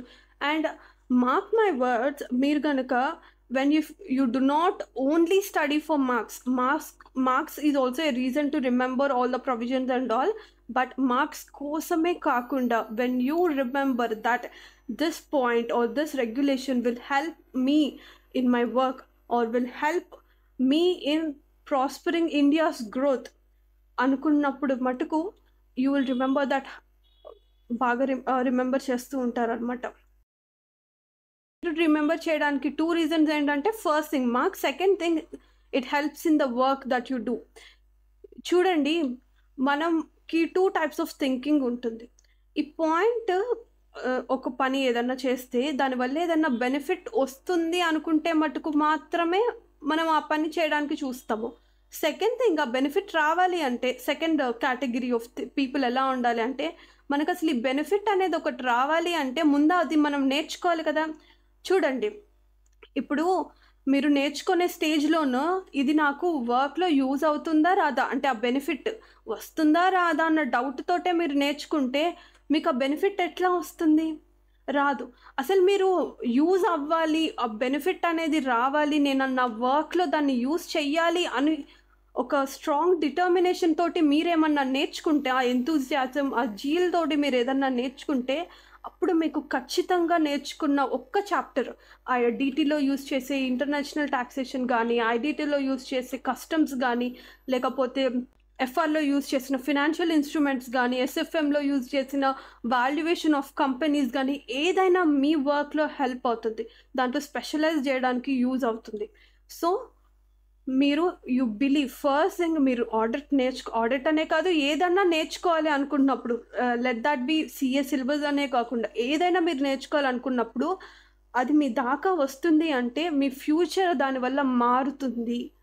ఫ్యూచర్లో మీరు ఏదో బెనిఫిట్ దీని ద్వారా నేర్చుకోవాలనుకుంటున్నారు కాబట్టి అది మీ దాకా వచ్చిందని బిలీవ్ చేసి you learn and then you will remember. So ఈ యొక్క ప్రొసీజర్లో మనం నేర్చుకోబోతున్నాం అనమాట ఆడిట్ని వితౌట్ న్యూమోనిక్స్. ఓకే, సరే, మన యొక్క క్లాసెస్ ఎలా ఉంటుంది? ఫస్ట్ మన క్లాసెస్ వచ్చి ఏంటి అంటే, నార్మల్గా ఒక క్లాస్ ఉంటుంది. ఆ క్లాస్ తర్వాత ఆఫ్టర్ ఎవ్రీ క్లాస్ మనకి మీకు వర్క్ బుక్ ఇచ్చి ఉన్నాము. ఆ వర్క్ బుక్లో 2 ఎక్సర్సైజెస్ ఉంటుంది ప్రతి చాప్టర్కి. ఒక ఎక్సర్సైజ్ నేను ఇక్కడ క్లాస్లో చేస్తాను, అండ్ సెకండ్ ఎక్సర్సైజ్ ఏదైతే ఉంది అది వచ్చి మీకు హోంవర్క్ ఉంటుందన్నమాట. హోంవర్క్ ఉన్నది ఏం చేయాలి? హోంవర్క్ చేయాలి, అంతేనా? కాదు, హోంవర్క్ చేసిన తర్వాత నేను మీకు మెయిల్ ఐడి చెప్తాను. ఆ మెయిల్ ఐడికి యూ జస్ట్ మెయిల్ దట్. చూడండి, సమయ ఆడిట్ hub@gmail.com. ఓకే, ఈ మెయిల్ ఐడికి మెయిల్ చేయాలి. మెయిల్ చేసేటప్పుడు ఎలా చేయాలి? First thing name, and second thing వచ్చి ఆ యొక్క ఏవైతే ఉన్నారు మీరు తీసుకున్న క్లాస్ ఎక్కడి నుంచి తీసుకున్నారు, వెదర్ ఫ్రమ్ వెబ్సైట్ కానీ లైక్ థర్డ్ పార్టీస్ దగ్గర నుంచి కొనుక్కున్నారా, you just give me that so that I could figure out అనమాట. అండ్ ఆ తీసుకున్న వర్క్ బుక్ యొక్క సాల్వ్ చేసింది ఏదైతే ఉంది దానిది ఒక జస్ట్ ఒక స్నాప్ పెట్టండి, అంతే. స్నాప్ పెట్టండి, దట్స్ ఇట్. స్నాప్ పెట్టేటప్పుడు మీరు ఏం చేస్తారు ఉంటారంటే, అది you also provide me the details of the chapter name అన్నమాట. ఓకే, సో ఇదంతా పెట్టడం వల్ల మాకేంటి అంటే మీకు బెనిఫిట్ ఉంది. చెప్తాను. ఇప్పుడే కాదు. ఇంకా 30 డేస్ ఉంది కదా! ఇంకా 30 డేస్ ఉంది గదా! అప్పుడు చెప్తాను. మీరైతే చాప్టర్ అవి అవ్వగానే హోంవర్క్ చేసేయండి. ఇది పెట్టేయండి. ఇట్లాగా నేము, క్లాస్ ఎక్కడి నుంచి తీసుకున్నారు, మీరు చేసిన హోంవర్క్ యొక్క స్నాప్‌షాట్ అండ్ ఆ చాప్టర్ నేమ్. ఏ చాప్టర్ అయితే అది. ఓకే. That's fine. ఇది వచ్చి సబ్జెక్ట్ నేమ్‌లో పెట్టడం మర్చిపోవద్దు. సబ్జెక్ట్ నేమ్‌లో పెట్టండి. Okay. This is what I wanted to do. And మీకొచ్చి మన బుక్స్ ఏవైతే ఉన్నాయి, ఇది వర్క్ బుక్ గురించి చెప్పాను కదా! This is the benefit of work book అనమాట. సరే, కీవర్డ్ కిట్ అనేది మీకు ఇంకొక బుక్ ఉంటుంది. కీవర్డ్ కిట్ ఏంటి అంటే, చాలా రకాల టర్మినాలజీస్ మనం చూస్తూ ఉంటాం ఇన్ ఆడిట్ అనమాట. ఇవి చూడండి, ఇప్పుడు లైక్ ఆడిట్, అష్యూరెన్స్, రివ్యూ ఇట్లాంటి వాటిలకి ఏవైతే ఉన్నది వాటి డిఫరెన్స్ ఏంటి అన్నది. సో కీవర్డ్ కిట్ వచ్చి ఏంటి అంటే, ఇది మనం క్లాసెస్ చేస్తున్నప్పుడే వి విల్ క్రియేట్ దట్ అనమాట కీవర్డ్ కిట్ అనేది.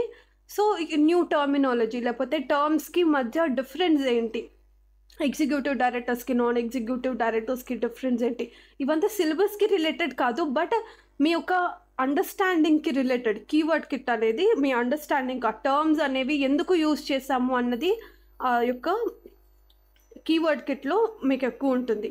అండ్ ఈ 2 బుక్స్ అయిపోయాయా? అండ్ క్వశ్చన్ అండ్ ఆన్సర్స్ ఒకటి ఉంటుంది. This is question and answers. ఇది వచ్చి మీరు క్లాస్ యొక్క లాస్ట్ డే తెచ్చుకుంటే సరిపోతుంది. But you have to bring this అనమాట. క్లాస్ లాస్ట్ డేలో మనకి క్వశ్చన్ అండ్ ఆన్సర్స్ డిస్కషన్ జరుగుతూ ఉంటుంది. మీరు అప్పుడు తెచ్చుకుంటే సరిపోతుంది. అండ్ కాన్సెప్ట్ నోట్స్ ఏదైతే ఉంది, this is the actual concept notes అనమాట. మీరు మెటీరియల్ ఏదైతే ఉంది ఆ మెటీరియల్ మీరు లర్న్ చేస్తూ ఉంటారు. ఈ కాన్సెప్ట్ నోట్స్లో నేర్చుకున్నదే ఇక్కడ Q&Aలో మనకి క్వశ్చన్ అండ్ ఆన్సర్స్గా various RTPs, MTPs and study మెటీరియల్లోంచి కానీ, పాస్ పేపర్స్లోంచి కానీ, 5 years బ్యాక్ ఉన్న క్వశ్చన్స్ అన్నీ మనం తీసుకొచ్చి పెట్టడం జరిగింది క్వశ్చన్ అండ్ ఆన్సర్స్ బుక్లో. సో ఇది కూడా ఉంటుంది మీ ఎగ్జామ్కి పాయింట్ ఆఫ్ వ్యూలో, లాంగ్ టర్మ్లో ఎగ్జామ్ పాయింట్ ఆఫ్ వ్యూలో చూడడానికైతే ఈ 2 బుక్స్. అండ్ ఈ వర్క్ బుక్ వచ్చి క్లాసెస్ ఎంగేజింగ్గా ఉండటం కోసం, and keyword kit is long term orientation కోసం అనమాట. ఎందుకంటే టర్మ్స్ అర్థమవుతుంది కాబట్టి. ఓకే, ఈ 4 బుక్స్ ఏవైతే ఉన్నాయో మీకు ప్రొవైడ్ చేయడం జరుగుతుంటుంది. సో ఈ 4 బుక్స్ ఏవైతే ఉన్నాయి ఇవన్నీ మనము మీ క్లాసెస్ తీసుకున్నప్పుడు మీకు ప్రొవైడ్ చేయడం జరుగుతూ ఉంటుంది. ఓకే. అండ్ ఇవన్నీ కాకుండా మీకు నార్మల్గా మీరు క్లాసెస్ తీసుకున్న తర్వాత నుంచి మీకు కొన్ని పీడిఎఫ్స్ అయితే షేర్ చేయడం జరుగుతుంది. పీడిఎఫ్స్ వచ్చి ఏంటి అంటే, సే లైక్ మనం ఇందాక ఎంగేజ్మెంట్ లెటర్ చూసాము. ఎంగేజ్మెంట్ లెటర్ అని మాట్లాడుకున్నాం కదా. ఈ ఎంగేజ్మెంట్ లెటర్ ఒక ఫార్మాట్ ఎట్లా ఉంటుంది, లైక్ వేరియస్ ఒరిజినల్గా ఏవైనా కంపెనీస్ ఎంగేజ్మెంట్ లెటర్ ఏవైతే మనం ఫైండ్ అవుట్ చేస్తాము అవి, లేకపోతే యాన్యువల్ రిపోర్ట్స్ అని మాట్లాడుకున్నాము, ఆడిట్ రిపోర్ట్స్ అని మాట్లాడుకున్నాము, వేరియస్ కంపెనీస్ యొక్క యాన్యువల్ రిపోర్ట్స్, ఆడిట్ రిపోర్ట్ ఏవైతే మనం క్లాస్లో డిస్కస్ చేసుకుంటూ ఉంటామో వాటిని పీడిఎఫ్స్ రూపంగా మీకు షేర్ చేయడం జరుగుతుంది. అది I will let you know how will share that. And ఇప్పుడు వచ్చి మనం ఏంటి హోంవర్క్ గురించి మొత్తం చెప్పేసి అయిపోయింది క్లాస్ అనుకుంటే మళ్ళీ కొత్త స్లైడ్ ఓపెన్ చేసి కూర్చుంది అనుకుంటున్నారా? మీ పరిచయాలు నాకు, నా పరిచయాలు మీకు అయిపోయినాయి. అసలు పరిచయాలు ఉండాలి కదా. ఇప్పుడు చూడండి, ఆడిట్ నేర్చుకునే వాళ్ళు నేర్పించే వాళ్ళ పరిచయాలు అయిపోయినాయి. ఇప్పుడు మనం ఆడిట్ చేయాలంటే ఒక కంపెనీకి వెళ్ళాలా, ఒక ఆడిట్ ఫామ్లో జాయిన్ అవ్వాలా, అసలు ముందు ఆడిటర్ అయిపోవాలా, వాళ్ళందరి పరిచయాలు తెలుసుకోవాలి కదా. మరి పదండి తెలుసుకుందాం.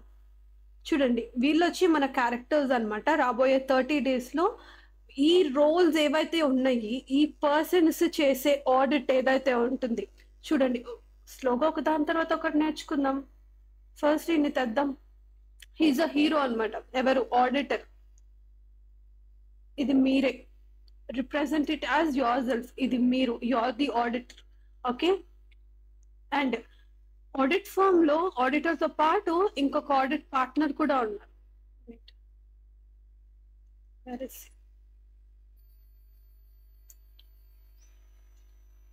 ఈజ్ ది ఆడిట్ పార్ట్నర్ అనమాట.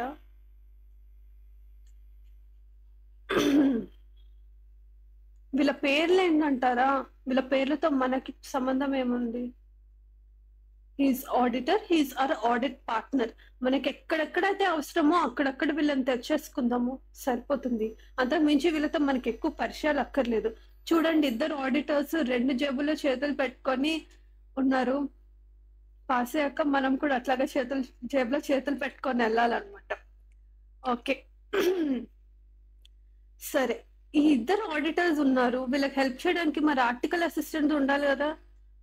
మనకి 3 ఆర్టికల్ అసిస్టెంట్ ఉన్నారు మన ఫర్మ్ లో.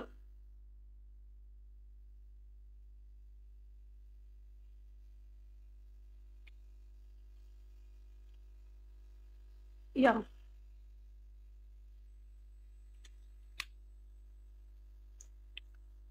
వీళ్ళ 3 అన్నమాట. Is article assistant number 1, 2 and 3. చూడండి, మన auditors, audit partners, article assistants ఎంత బాగున్నారో కదా. వీళ్ళందరూ ఆడిట్ టీమ్ అన్నమాట. వీళ్ళతో పాటు ఒక్కరు ఎక్స్ట్రా అవుట్ సైడర్స్ వస్తారు. చూడండి, వీళ్ళందరూ మన ఫర్మ్ లో ఉండేవాళ్ళు. He's our auditor, he's our auditor partner అన్నమాట. ఇద్దరు పార్ట్నర్స్ అయితే, ఈ 3 వచ్చి ఆర్టికల్ అసిస్టెంట్స్ అన్నమాట. వీళ్ళందరూ ఎంగేజ్మెంట్ టీమ్ లో ఉంటారు. ఈయన ఎంగేజ్మెంట్ పార్ట్నర్ అయితే he will be engagement partner. Engagement partner ఎవరు? ఎంగేజ్మెంట్ లెటర్ లో ఎవరైతే ఆర్డర్ చేస్తాను అని చెప్పి ఒప్పుకున్నారో వాళ్ళే ఎంగేజ్మెంట్ పార్ట్నర్. ఓకే, సరే. ఈయన సైన్ చేస్తే ఈయన ప్లస్ ఈ 3 కలిసి లైక్ ఎంగేజ్మెంట్ టీమ్ అవుతారు. ఓకే, ఎంగేజ్మెంట్ టీమ్ అవుతారు. ఓకే, అది కాకుండా ఒకవేళ ఈయన సైన్ చేసిన దానికి వీళ్ళు ప్లస్ ఈ 3 ఆర్టికల్ అసిస్టెంట్ ఎంగేజ్మెంట్ టీమ్ అవుతారు. బట్ ఈయన వచ్చి మనకి ఇప్పుడు సంబంధం లేదు. మనం ఆడిటర్ ఒక ఆడిట్ ఎంగేజ్మెంట్ లో సైన్ చేసి ఎంగేజ్మెంట్ పార్ట్నర్ అయ్యాడు. ఈ 3 అసిస్టెంట్ ని తీసుకొని ఎంగేజ్మెంట్ టీమ్ ఫామ్ అయింది, అంతే. మన ఫామ్ లో వీళ్ళందరూ ఉంటారు. ఓకే, అది కాకుండా మనకి ఇంకొకరు హెల్ప్ చేయడానికి వచ్చారు. ఎవరయ్యా అంటే ఇది వచ్చి ఆడిటర్ ఎక్స్పర్ట్ అన్నమాట. అదేంటంటే ఆడిటరే ఎక్స్పర్ట్, ఆడిటర్ కి మళ్ళీ ఎక్స్పర్టా? అది కాదు. చూడండి, సీ హౌ హీఈస్. వీళ్ళందరూ హ్యూమన్స్ లా ఉన్నారా అంటే వీళ్ళు ఒక సెట్ ఆఫ్ ఎన్విరాన్మెంట్ కి తగ్గట్టు ఉన్నారు. But see the auditor, he's mostly 80% of human. అంటే తిను ఫేస్ చూస్తే మీరు వేరే ఎన్విరాన్మెంట్ కి సంబంధించిన వ్యక్తిలాగా, వేరే ఎన్విరాన్మెంట్ కి తెలిసిన వ్యక్తిలాగా ఉన్నారు. బట్ మోస్ట్లీ మనకులాగే ఉన్నారు. ఓకే, వీళ్ళు ఆడిటర్ ఎక్స్పర్ట్. అసలు ఈయన ఎందుకండి మనకి? మనమే ఎక్స్పర్ట్, 3 ఎంగేజ్మెంట్ టీమ్స్ మెంబర్స్ ఉన్నారు, కావాలంటే ఆడిటర్ పార్ట్నర్ ఉన్నారు, ఆడిటర్ ఉన్నారు. అసలు ఈయన ఎందుకండి? ఈయన ఎందుకు అంటే, ఎందుకో ఇప్పుడు చెప్తాను వినండి. మనం వెళ్ళేది కొత్త కంపెనీ ఉంది కదా. కంపెనీ వచ్చి ఒక న్యూ ఎన్విరాన్మెంట్. ఈ న్యూ ఎన్విరాన్మెంట్ లో మనం వీ హ్యావ్ టు ఒబ్టైన్ అండర్స్టాండింగ్. అక్కడ సపోజ్ లైక్ ఓఎన్జీసీకి వెళ్ళామనుకో, అక్కడ న్యాచురల్ గ్యాస్ ఎట్లా క్యాలిక్యులేట్ చేస్తారు? మనకి ఏమన్నా సిలబస్ లో ఉందా? లేదు కదా. మనకి ఏమైనా ఎక్స్పర్టైజ్ ఉందా? పెట్రోలియం ఎట్లాగా క్యాలిక్యులేట్ చేస్తారు ఏంటి అన్నది లేదే. ఎలక్ట్రిసిటీ కంపెనీకి వెళ్తాం, ఉందా? లేదే. సో అప్పుడు ఆ ఇండస్ట్రీకి సంబంధించిన ఎక్స్పర్ట్ మన ఆడిట్ టీమ్ లోకి వచ్చి మనకి హెల్ప్ చేస్తారనమాట. వీళ్ళని మనం ఆడిటర్ ఎక్స్పర్ట్ అంటాము. అంటే ఆడిటర్ ఎక్స్పర్ట్ వచ్చి he'll have knowledge of the companies environment or companies laws or regulations and helps us. Okay, మనం కొత్త కాబట్టి ఆ ఎన్విరాన్మెంట్ కి. సరే, ఇప్పుడు మనకి ఉన్న ఆడిట్ ఫర్మ్ లో ఎవరైతే ఉన్నారో, ఒక ఆడిటర్ ని తీసుకొని ఎంగేజ్మెంట్ పార్ట్నర్ చేసేసుకున్నాము, 3 అసిస్టెంట్స్ ని కలుపుకొని ఎంగేజ్మెంట్ టీమ్ చేసేసుకున్నాము, అండ్ ఒక ఆడిటర్ ఎక్స్పర్ట్ ని కూడా అపాయింట్ చేసేసుకున్నాం. సరే, ఇప్పుడు కంపెనీకి వెళ్ళి ఆడిట్ చేయాలి. అసలు కంపెనీలో ఎవరెవరు ఉంటారు? అదో న్యూ ఎన్విరాన్మెంట్ కదా. కంపెనీలో ఎవరెవరు ఉంటారు చూద్దాం. కంపెనీలో ఫస్ట్ ఎవరు ఉంటారంటే,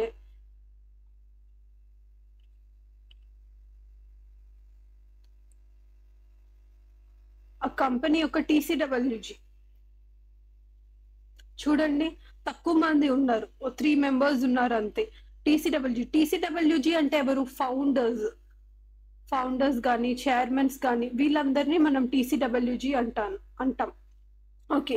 ఈ ఫౌండర్స్ మటుకు తక్కువ మంది ఉన్నారు ఫౌండర్స్ కాబట్టి పెద్ద ఎంఎన్సీని రన్ చేయలేరు కాబట్టి what do they do? They appoint management.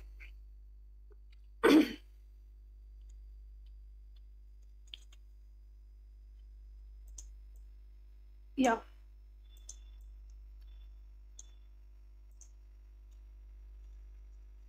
C యా ఈ టీసీడబ్ల్యూజీ ఎవరైతే ఉన్నారో వాళ్ళు దే అపాయింట్ మేనేజ్మెంట్ అన్నమాట.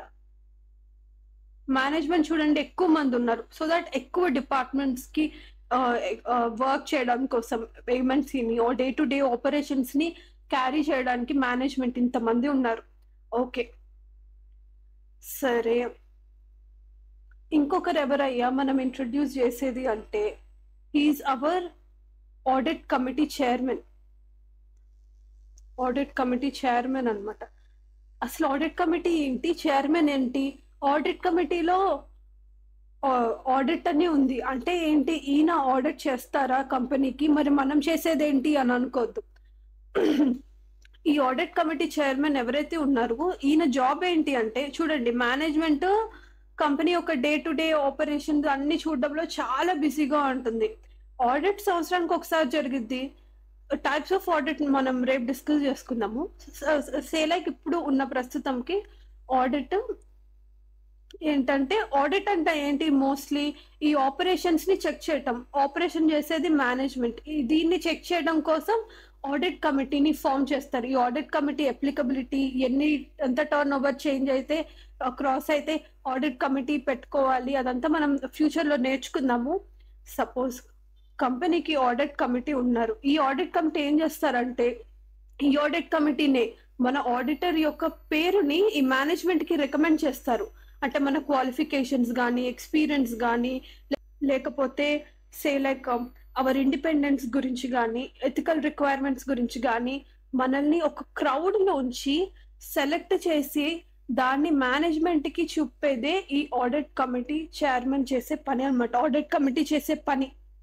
ఓకే, ఈ మేనేజ్మెంట్ ఆ రికమెండేషన్స్ మన క్వాలిఫికేషన్స్ కానీ ఎథిక్స్ కానీ లేకపోతే ఎక్స్పీరియన్స్ కానీ ఓకే మా కంపెనీకి సూటబుల్ అనుకుంటే తీసుకువెళ్ళి షేర్ హోల్డర్స్ కి చెప్తారనమాట. ఈ షేర్ హోల్డర్స్ అప్పుడు మనల్ని అపాయింట్ చేస్తారు. ఇందుకు ఆడిట్ కమిటీ చైర్మన్ అంత important. You see elephant head ఈ సో ఇంటెలిజెంట్ అండ్ తిను చాలా ఓల్డ్.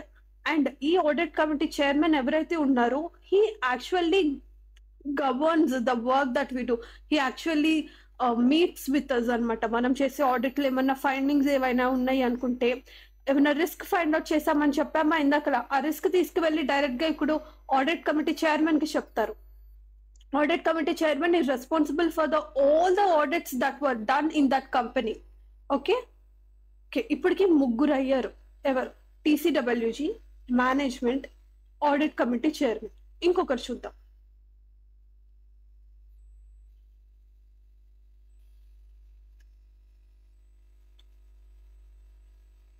Internal auditor.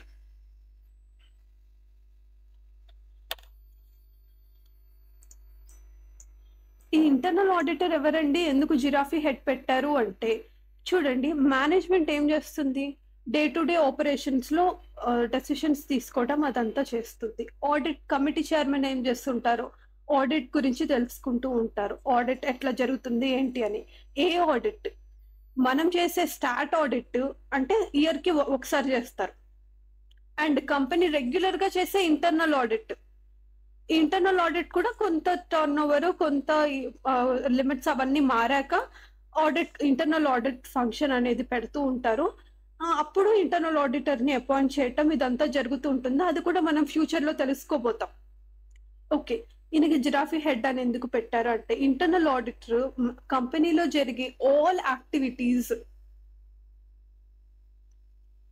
ని ఆడిట్ చేస్తూ ఉంటారు. యూసి జిరాఫీ చూడండి, పైనుండి అక్కడ ఫారెస్ట్ లో ఒక పర్టికులర్ ఏరియాలో జరిగేవన్నీ చూడగలుగుతుంది కదా. సో ఇది కూడా అంతే. ఈ ఇంటర్నల్ ఆడిటర్ కూడా ఒక పర్టికులర్ డిపార్ట్మెంటే కాకుండా వేరే డిపార్ట్మెంట్స్ కి తను చూస్తూ ఉంటారు అనమాట, ఆడిట్ చేస్తూ ఉంటారు. ఓకే, అందుకని he was a giraffe head అనమాట. ఓకే. అండ్ మేనేజ్మెంట్ ఎక్స్పర్ట్, ఇంకొక పార్టీ ఎవరయ్యా అంటే management expert why a wolf head. Management expert, auditor expert. Auditor కంటే కంపెనీ కొత్తగా వెళ్తుంది కాబట్టి కంపెనీ కొత్త ఎన్విరాన్మెంట్, మనకు ఆడిటర్ ఎక్స్పర్ట్ కావాలనుకున్నాం. మరి మేనేజ్మెంట్ కోసం ఎక్స్పర్ట్ ఎందుకు? చూడండి, కంపెనీ ఏదైనా కొత్త మార్కెట్ లోకి వెళ్ళాలనుకున్నా, లేకపోతే it want to introduce it's product to a new culture. ఆ యొక్క చూడండి కేఎఫ్సి, ఇప్పుడు చూడండి వేరే కంట్రీస్ లో ఉన్న టేస్ట్ ఇండియాలో ఉండదు, అలాగనమాట.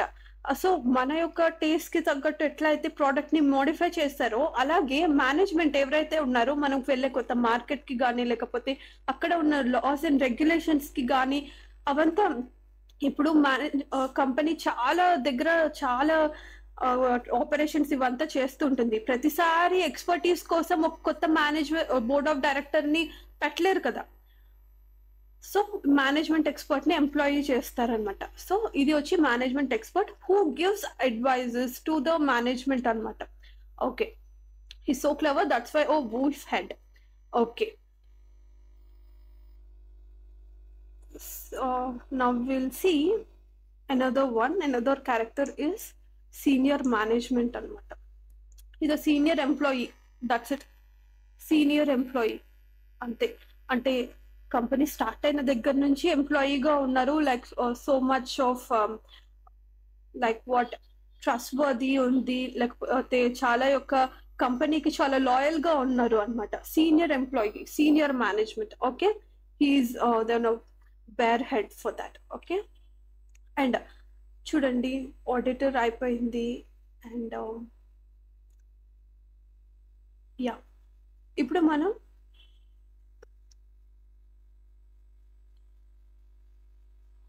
థర్డ్ పార్టీస్ ని కొంత తీసుకొద్దాం. యా,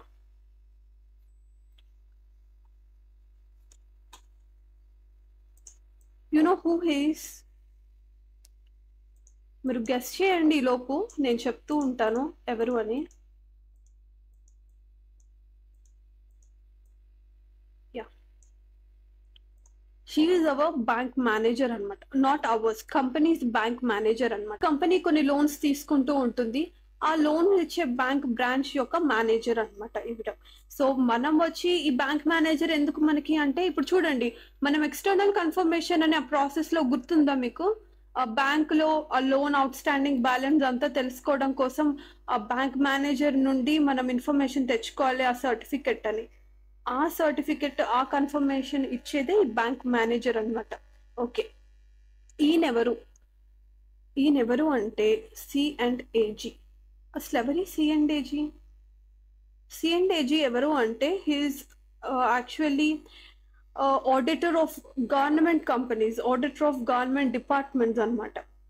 మనం వేరియస్ టైప్స్ ఆఫ్ ఎంటిటీస్ చూసాం కదా, ఎంటిటీస్ చూస్తున్నాము అని అనుకున్నాం కదా, లైక్ బ్యాంక్ చూస్తాము, గవర్నమెంట్ PSUs చూస్తాము, లేకపోతే సే లైక్ NBFCs చూస్తాము, చాలా చూస్తాం కదా. అలాగే గవర్నమెంట్ ఆడిట్ కూడా చేస్తాము ఫ్యూచర్ కంపెనీస్ లో. అప్పుడు మనం వచ్చి we're reportable to the C&AG. He is actually real person. He is Girish Chandra Murmu. His real name is C&AG. He has been appointed as per Constitution of India. Okay. And inka vachi last but not the least branch auditor anamata. Every branch auditor ante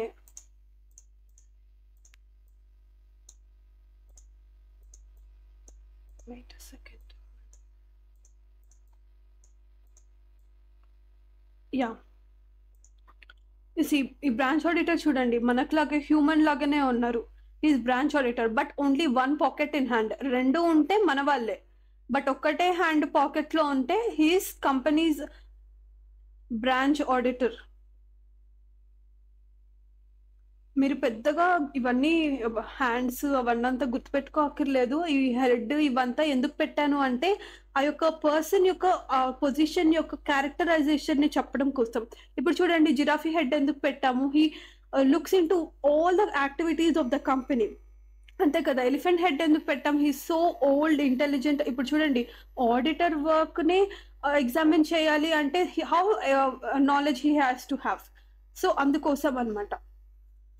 చూడండి, మేనేజ్మెంట్కే తను advise ఇవ్వాలి అనుకుంటే management expert has to be so clever. అందుకే wolf head అనమాట.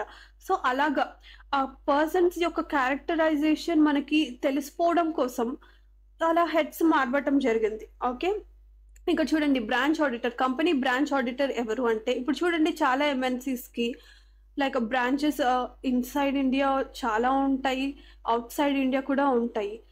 So out side ఇండియాలో కానీ inside ఇండియాలో కానీ ఉన్న బ్రాంచెస్కి ఆడిటర్ ఎవరైతే ఉంటారో, లైక్ మనం వచ్చి హెడ్ ఆఫీస్ అనుకుందాం, సే లైక్ మనం హెడ్ ఆఫీస్ బ్రాంచ్కి అంటే హోల్ కంపెనీకి మనం వచ్చి principal auditor, principal in sense chief, that is high level అనమాట హెచ్ఓ దగ్గర ఆడిటర్. ఈ బ్రాంచ్ ఆడిటర్ అంటే జస్ట్ ఆ పర్టికులర్ బ్రాంచ్ అకౌంట్స్కి ఆడిట్ చేసే ఒక బ్రాంచ్ ఆడిటర్. సో ఈయన్ని ఎందుకు ఇంట్రడ్యూస్ చేసాము అంటే, సి ఈ బ్రాంచెస్ ని మనం ఆడిట్ చేయలేదు, ఆ బ్రాంచ్ అకౌంట్స్ ని మనం ఆడిట్ చేయలేదు, ఈ సమ్ అదర్ ఆడిటర్ దాన్ని ఆడిట్ చేశారు. We are relying on the work of this auditor అనమాట. ఓకే, సో దానికోసం వి యూజ్ హిజ్ అసిస్టెంట్స్ అదంతా. సో ఈ యొక్క పార్టీస్ ఎవరైతే ఉన్నారో వీళ్ళ చుట్టూ మనం ఇందాకలా మాట్లాడుకున్న ప్రొసీజర్ ఏదైతే ఉందో ఆ ప్రొసీజర్ లింక్ చేసుకుంటూ రేపటి నుంచి ఇంకో ఆడిట్ మొత్తం స్టార్ట్ చేసేద్దాము, వన్ ఆఫ్టర్ ది అనదర్. మనకి అయితే ఎంటిటీస్ మారుతూ ఉంటాయి, లేకపోతే టైప్స్ ఆఫ్ ఫినాన్షియల్ స్టేట్మెంట్స్ మారుతూ ఉంటుంది కాబట్టి, కానీ ప్రాసెస్ సేమ్, పార్టీస్ సేమ్. చూడండి, పార్టీస్ని ఇంకొకసారి రివైజ్ చేసేసుకుందాం. హీఈస్ ఆడిటర్ మన ఆడిట్ ఫర్మ్ లో ఎవరైతే ఉంటారో హీస్ ఆడిటర్. టూ సెట్స్ ఉంటారు, 2 పార్టీస్ ఉంటాయి మనకి. 2 పార్టీస్ ఉంటాయి. ఫస్ట్ థింగ్, ఆడిట్ ఫర్మ్ లో ఎవరైతే ఉంటారు అంటే ఆడిటర్ ఉంటారు, ఇద్దరు పార్ట్నర్స్ అనుకున్నాం. సేమ్ మన ఫర్మ్ లో 2 పార్ట్నర్స్ ఉన్నారు, ఎంగేజ్మెంట్ సైన్ చేసిన ఎంగేజ్మెంట్ పార్ట్నర్ అండ్ తన పార్ట్నర్ ఎవరైతే ఉన్నారో ఆడిటర్, అండ్ 3 ఆర్టికల్ అసిస్టెంట్స్. వీళ్ళందరినీ కలుపుకొని ఎంగేజ్మెంట్ టీమ్ అనుకున్నాం. Okay, that's it. అండ్ మన కంపెనీ ఫారెన్ కాబట్టి, foreign in the sense that is something that was unknown, electricity company అనుకోండి, లేకపోతే any other company which we do not know. దానికోసం మనకు ఒక ఆడిటర్ ఎక్స్పర్ట్, అండ్ మనకులాగే కంపెనీకి branch కి ఆడిట్ చేసిన ఒక బ్రాంచ్ ఆడిటర్ ఉన్నారు. ఇది అంతా ఓకే. ఇప్పుడు కంపెనీ లోపలికి వెళ్ళి చూస్తే కంపెనీ ఇన్కార్పొరేట్ చేసిన టీసీడబ్ల్యూజీ, ఆ టీసీడబ్ల్యూజీ అన్ని యాక్టివిటీస్ ని day to day operations work out చేయలేవు కాబట్టి వాళ్ళు మేనేజ్మెంట్ ని అపాయింట్ చేసి డే టు డే యాక్టివిటీస్ ని అపాయింట్ చేసుకున్నారు. ఇది వీళ్ళు బిజినెస్ మీద ఎక్కువ కాన్సన్ట్రేషన్ గా ఉన్నారు, సో అప్లికబిలిటీస్ వచ్చినాయి. సో అప్పుడు ఆడిట్ కమిటీ కాన్స్టిట్యూట్ చేసుకున్నారు, ఇంటర్నల్ ఆడిట్ కాన్స్టిట్యూట్ చేసుకున్నారు. ఈ ఆడిట్ కమిటీ చైర్మన్ వచ్చి he over views the work of this internal auditor and hour statutory audit work also. ఈ రెండు చూసుకుంటూ ఉంటారు తను. ఓకే, సీనియర్ ఎంప్లాయీ మనకి ఎందుకు అంటే he so loyal to that company that ఏమన్నా కంపెనీ మేనేజ్మెంట్ కానీ లేకపోతే అదర్ ఎంప్లాయీస్ ఎవరైతే ఉన్న ఫ్రాడ్ చేసినా అది మనకు వచ్చి చెప్పడానికి, మనం వెళ్ళి ఎంక్వైరీ చేసి ఏమన్నా ఫ్రాడ్ జరిగినాయా, ఏమన్నా రిస్క్ ఉందా అని కనుక్కోవడానికి ఈ సీనియర్ ఎంప్లాయీ అనమాట. మేనేజ్మెంట్ కి డే టు డే యాక్టివిటీస్ లో ఏమన్నా ఎక్కువ హెల్ప్ కావాలి అనుకుంటే మేనేజ్మెంట్ ఎక్స్పర్ట్, కొత్తగా ఏమన్నా వెంచర్ లాంచ్ చేయడానికి కానీ లేకపోతే కొత్త మార్కెట్ కి వెళ్ళడానికి కానీ అడ్వైజ్ ఇవ్వడానికి మేనేజ్మెంట్ ఎక్స్పర్ట్ ఉంటారు. And obviously C&AG, we know that bank manager anamata, in which bank that this company does the banking. ante ee parties so simple kada. ఈ పార్టీస్ తోటి మన ఆడిట్ ప్రొసీజర్స్ పెట్టుకొని link చేసుకొని detailed గా already auditors కి eligible అయిన మీరు 5 star నుండి ఫినాన్షియల్ స్టేట్మెంట్స్ దాకా రైజ్ అవ్వడానికి స్టెప్ బ్రిడ్జ్ పడిపోయింది. అండ్ ఇంకా రేపటి నుంచి మన ప్రాసెస్ స్టార్ట్ చేద్దాము ఆడిట్ సిలబస్ అంతా వెళ్ళటానికి. ఇదంతా introduction chapter. Okay, and hope you have enjoyed this session a lot, and Jai Hind.